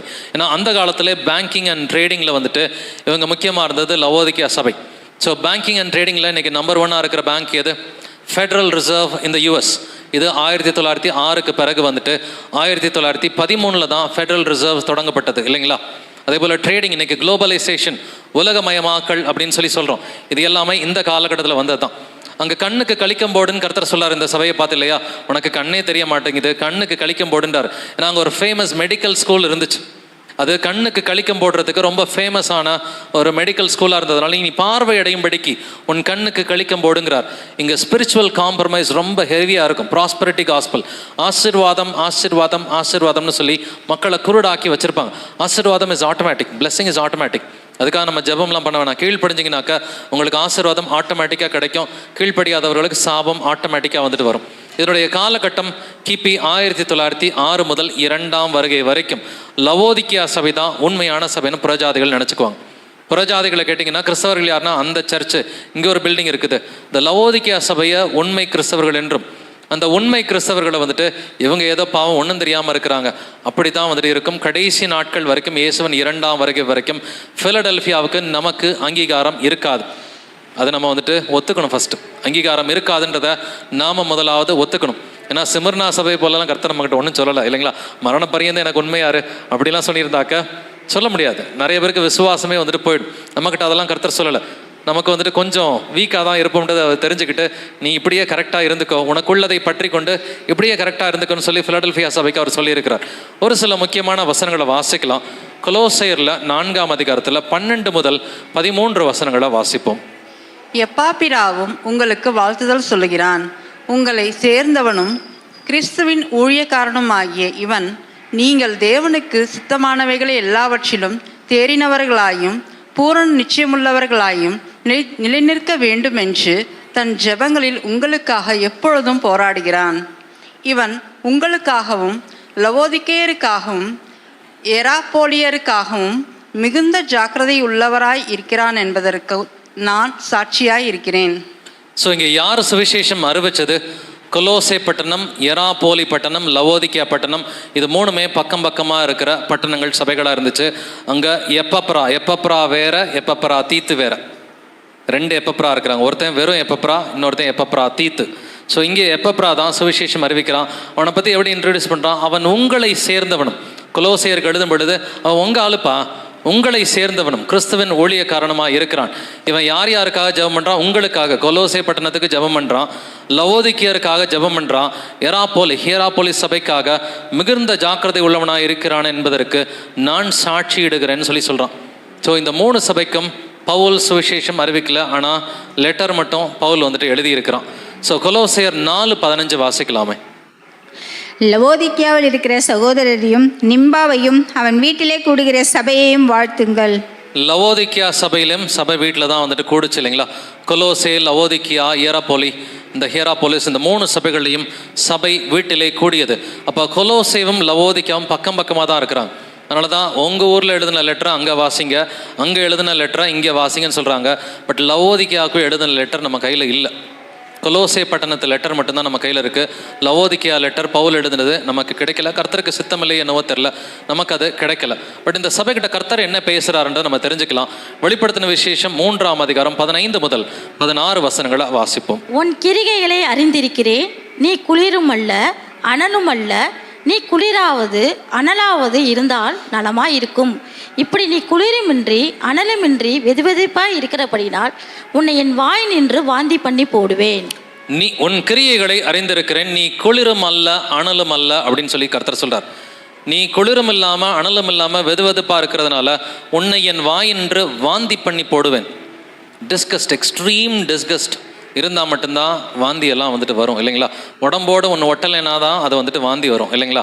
கர்த்தருடைய சரீரமாகிய சபையில் ஒட்டாத ஒரு சபை தான் இந்த லவோதிக்கியா சபை. அதனால தான் கர்த்தர் வாந்தி பண்ணி போடுவேன்றார். இந்த குளிரும் அல்ல அனலும் அல்ல இதுக்குரிய அர்த்தத்தையும் வந்துட்டு நம்ம பார்க்க போகிறோம். பட் அடுத்த வசனத்தையும் வாசிச்சிடலாம். வெளிப்படுத்தின விசேஷம் 3:17 வாசிக்கலாம். நீ நிர்பாகியமுள்ளவனும் பரிதபிக்கப்படத்தக்கவனும் தரித்திரனும் குருடனும் நிர்வாணியுமாய் இருக்கிறதை அறியாமல் நான் ஐஸ்வர்யவான் என்றும் திரவிய சம்பன்னன் என்றும் எனக்கு ஒரு குறைவுமில்லை என்றும் சொல்லுகிறபடியால். ஸோ எப்படி இந்த சபை இருக்குதா? ஆக்சுவல் நிலைமை என்னது? நிர்பாக்கியமுள்ள சபை, பரிதவிக்கப்படத்தக்க சபை, தரித்திரமாக இருக்கிற ஒரு சபை, குருடனாக இருக்கிற ஒரு சபை, நிர்வாணியாக இருக்கிற ஒரு சபை இல்லைங்களா. ஸோ நிர்வாணிகள் என்பது பாவம் செய்தால் மட்டும்தான் நிர்வாணம் இருக்கும். ஆதாம் ஏவாளுக்கு அதிக பாவம் செய்த சபை என்று கர்த்தர் சொல்றார். ஆனால் இவ்வளவு இருந்தும் இந்த சபை என்ன சொல்லிக்குது? நான் ஒரு பணக்காரன், உலகத்தில் ஐஸ்வர்யம் இருக்கும். இன்னைக்கு இருக்கிறது போல இன்னைக்கு சபைகள் மத்தியில் இருக்கிற பணம் அந்த காலத்துலலாம் கிடையாதுங்க. இன்னைக்கு அநேக பாஸ்டர்ஸ்ட இருக்கிற அந்த பெரும் கோடியான அந்த பணப்பழக்கம் வந்துட்டு அந்த நாட்களிலே கிடையாது. இந்த கடைசி கால சபை வந்துட்டு ஐஸ்வர்யம் உள்ள சபையாக இருக்கும். ஆனால் கர்த்தர் இந்த சபை பார்த்து என்ன சொல்லாரு? நீ தரித்திரன்னு வந்துட்டு சொல்லார். ஸோ ஐஸ்வர்யம் எதை குறிக்கிறது? அந்த புடமிடப்பட்ட விசுவாசம், சோதிக்கப்பட்ட விசுவாசம், புடமிடப்பட்ட பொன் என்று கர்த்தர் பேசி இருக்கிறார். ஸோ அதனால தான் கர்த்தர் வந்துட்டு உங்களோட பணம் இருந்தாலும் நீ தரித்திரம் தான் அப்படின்றார். உனக்கு கண் இருந்தாலும் நீ குருடன் தான் அப்படின்னு சொல்லி சொல்லாரு. ஆவிக்குரிய கண்கள் திறக்கப்படாத மனிதர்களாய் இருக்கிறார்கள். பட் இந்த சபைக்கு வந்துட்டு ஒரு காம்ப்ளிமெண்ட்டும் கிடையாது. ஒரு சின்னோண்டு காம்ப்ளிமெண்ட் கூட கர்த்தர் வந்துட்டு கொடுக்கல. பட் இங்கே இன்னொரு இன்ட்ரெஸ்டிங்கான விஷயத்தை பார்க்கணும். No natural water source. இங்கே தண்ணி எங்கேருந்து வரணும்னா ஒன்று கொலோசையிலேருந்து வரணும், இல்லாட்டினா ஹியராபோலியிலேருந்து வரணும். கொலோசே பட்டணத்தில் இருக்கிற தண்ணீர் எப்படி இருந்துச்சுன்னா அது கோல்டாக இருந்துச்சு, ரொம்ப ரெஃப்ரெஷிங்காக வந்துட்டு இருக்கும். ஹியராபோலியில் இருக்கிற தண்ணி வந்துட்டு கொஞ்சம் ஹாட் ஸ்ப்ரிங்ஸாக ஹீலிங் வாட்டர்ஸாக இருக்கும். ஸோ அங்கேருந்து தண்ணி வந்தாலும் நல்லது, இங்கேருந்து தண்ணி வந்தாலும் நல்லது. பட் நீ குளிரும் அல்ல அனலும் இல்லைன்னா என்ன அர்த்தம்? நீ கொலோசேவை போலவும் இல்லை, நீ ஹியராபோலியை போலவும் இல்லை, நீ ரெண்டுங்கட்டாந்தனமாக இருக்கிற, உன்னை வாந்தி பண்ணி போடுவேன்றார். இது வந்துட்டு ஃபிசிக்கலாக இருந்த கேரக்டரிஸ்டிக்ஸ். ஃபிசிக்கலாக பார்த்தீங்கன்னா கொலோசே பட்டணத்தில் அங்கே கோல்டாக தண்ணீர் இருக்கும், ஹியராபோலி பட்டணத்தில் ஹாட்டாக இருக்கும். நீ இந்த 2 சபையை போல இல்லை, நீ எனக்கு கீழ்ப்படிய மாட்டேங்கிறன்னு சொல்லி கர்த்தர் வந்து சொல்லியிருக்கிறார். பட் ஆவிக்குரிய ரீதியிலையும் குளிர் அனல் என்பதற்கு கர்த்தர் அர்த்தம் எழுதி வைத்திருக்கிறார். நீதிமொழிகள் 25:13 வாசிக்கலாம். கோடை காலத்தில் உறைந்த மழையின் குளிர்ச்சி எப்படி இருக்கிறதோ அப்படியே உண்மையான ஸ்தானாதிபதியும் தன்னை அனுப்பினவனுக்கு இருப்பான். அவன் தன் எஜமானுடைய ஆத்துமாவை குளிர பண்ணுவான். உறைந்த மழையின் குளிர்ச்சியை பற்றி, குளிர்ச்சி நல்லதுன்னு கர்த்தர் எங்கே சொல்கிறார்? வந்துட்டு அவன் எஜமானனுடைய ஆத்மாவை குளிர பண்ணுவான். நீ குளிரா இல்லைன்னா என்னுடைய ஆத்மாவை நீ குளிர பண்ண மாட்டேங்கிற, நான் சொல்கிறதையே கேட்க மாட்டேங்கிறேன்னு சொல்லி ஆண்டவர் கோச்சுக்கிறார். அதனால தான் நீ குளிரா இல்லைன்னு சொல்லி சொல்கிறார். நீதிமொழிகள் 25:25 வாசிக்கலாம். தூர தேசத்திலிருந்து வரும் நற்செய்தி விடாய்த்த ஆத்மாவுக்கு கிடைக்கும், குளிர்ந்த தண்ணீருக்கு சமானம். தூர தேசத்திலிருந்து வரும் நற்செய்தி எப்படி இருக்குமா? விடாய்த்த ஆத்மாவுக்கு, ரொம்ப தாகமாக இருக்கிற ஆத்மாவுக்கு கிடைத்த குளிர்ந்த தண்ணீருக்கு சமானம். இந்த வெயில் காலத்தில் கொஞ்சம் நல்லா சில்லுன்னு வாட்டர் குடித்தா நல்லா இருக்கும் இல்லைங்களா? அதுதான் ஆண்டவர் வந்து குளிர்ச்சி. நீ குளிரும் அல்ல அனலும் அல்லன்றார். ஸோ குளிர் இல்லைன்னா என்னுடைய ஆத்மாவை நீ குளிர பண்ண மாட்டேங்கிறேன்னு கர்த்தர் சொல்றார். இந்த அனலும் அல்ல, அனல் எதை குறிக்கிறது? நமக்கு தெரிஞ்ச வசனம் தான். லூக்கா 24:32 வாசிப்போமே. அப்பொழுது அவர்கள் ஒருவரை ஒருவர் நோக்கி, வழியிலே அவர் நம்முடனே பேசி வேத வாக்கியங்களை நமக்கு விளங்க காட்டின பொழுது நம்முடைய இருதயம் நமக்குள்ளே கொழுந்து விட்டு எரியவில்லையா என்று சொல்லிக்கொண்டு, நம்முடைய இருதயம் நமக்குள்ளே கொழுந்து விட்டு எரியவில்லையா என்று எழுதியிருக்கிறது இல்லைங்களா? அப்போ இருதயம் கொழுந்து விட்டு எரிந்தால் அனலாக இருக்க முடியும்.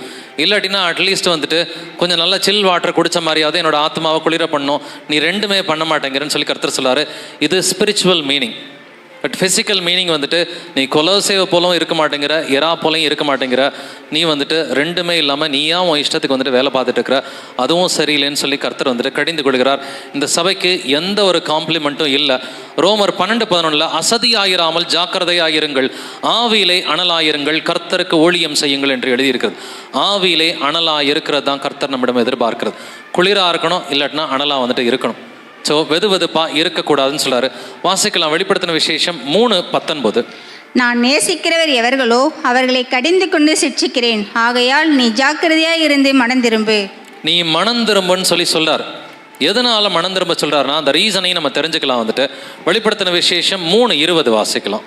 இதோ வாசற்படியிலே நின்று தட்டுகிறேன், ஒருவன் என் சத்தத்தை கேட்டு கதவை திறந்தால் அவனிடத்தில் நான் பிரவேசித்து அவனோடு போஜனம் பண்ணுவேன். இதோ வாசற்படியிலே நின்று தட்டுகிறேன். இந்த சபை என்ன பண்ணிருச்சு?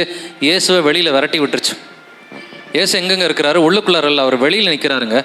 இயேசு கிறிஸ்துவ வெளியில் விரட்டின சபை தான் இந்த லவோதிக்கேயா சபை. இயேசு வந்துட்டு வாசற்படிக்குள்ளரல்ல, வாசற்படிக்கு வெளியில் இருக்கிறார். வாசற்படியிலே நின்று தட்டுகிறேன். ரொம்ப ஜென்டில்மேன். ஆண்டவர் வந்துட்டு ஜென்டிலாக தட்டிக்கிட்டு ஓப்பன் பண்ண தான் வருவார், இல்லாட்டினா வரமாட்டார்.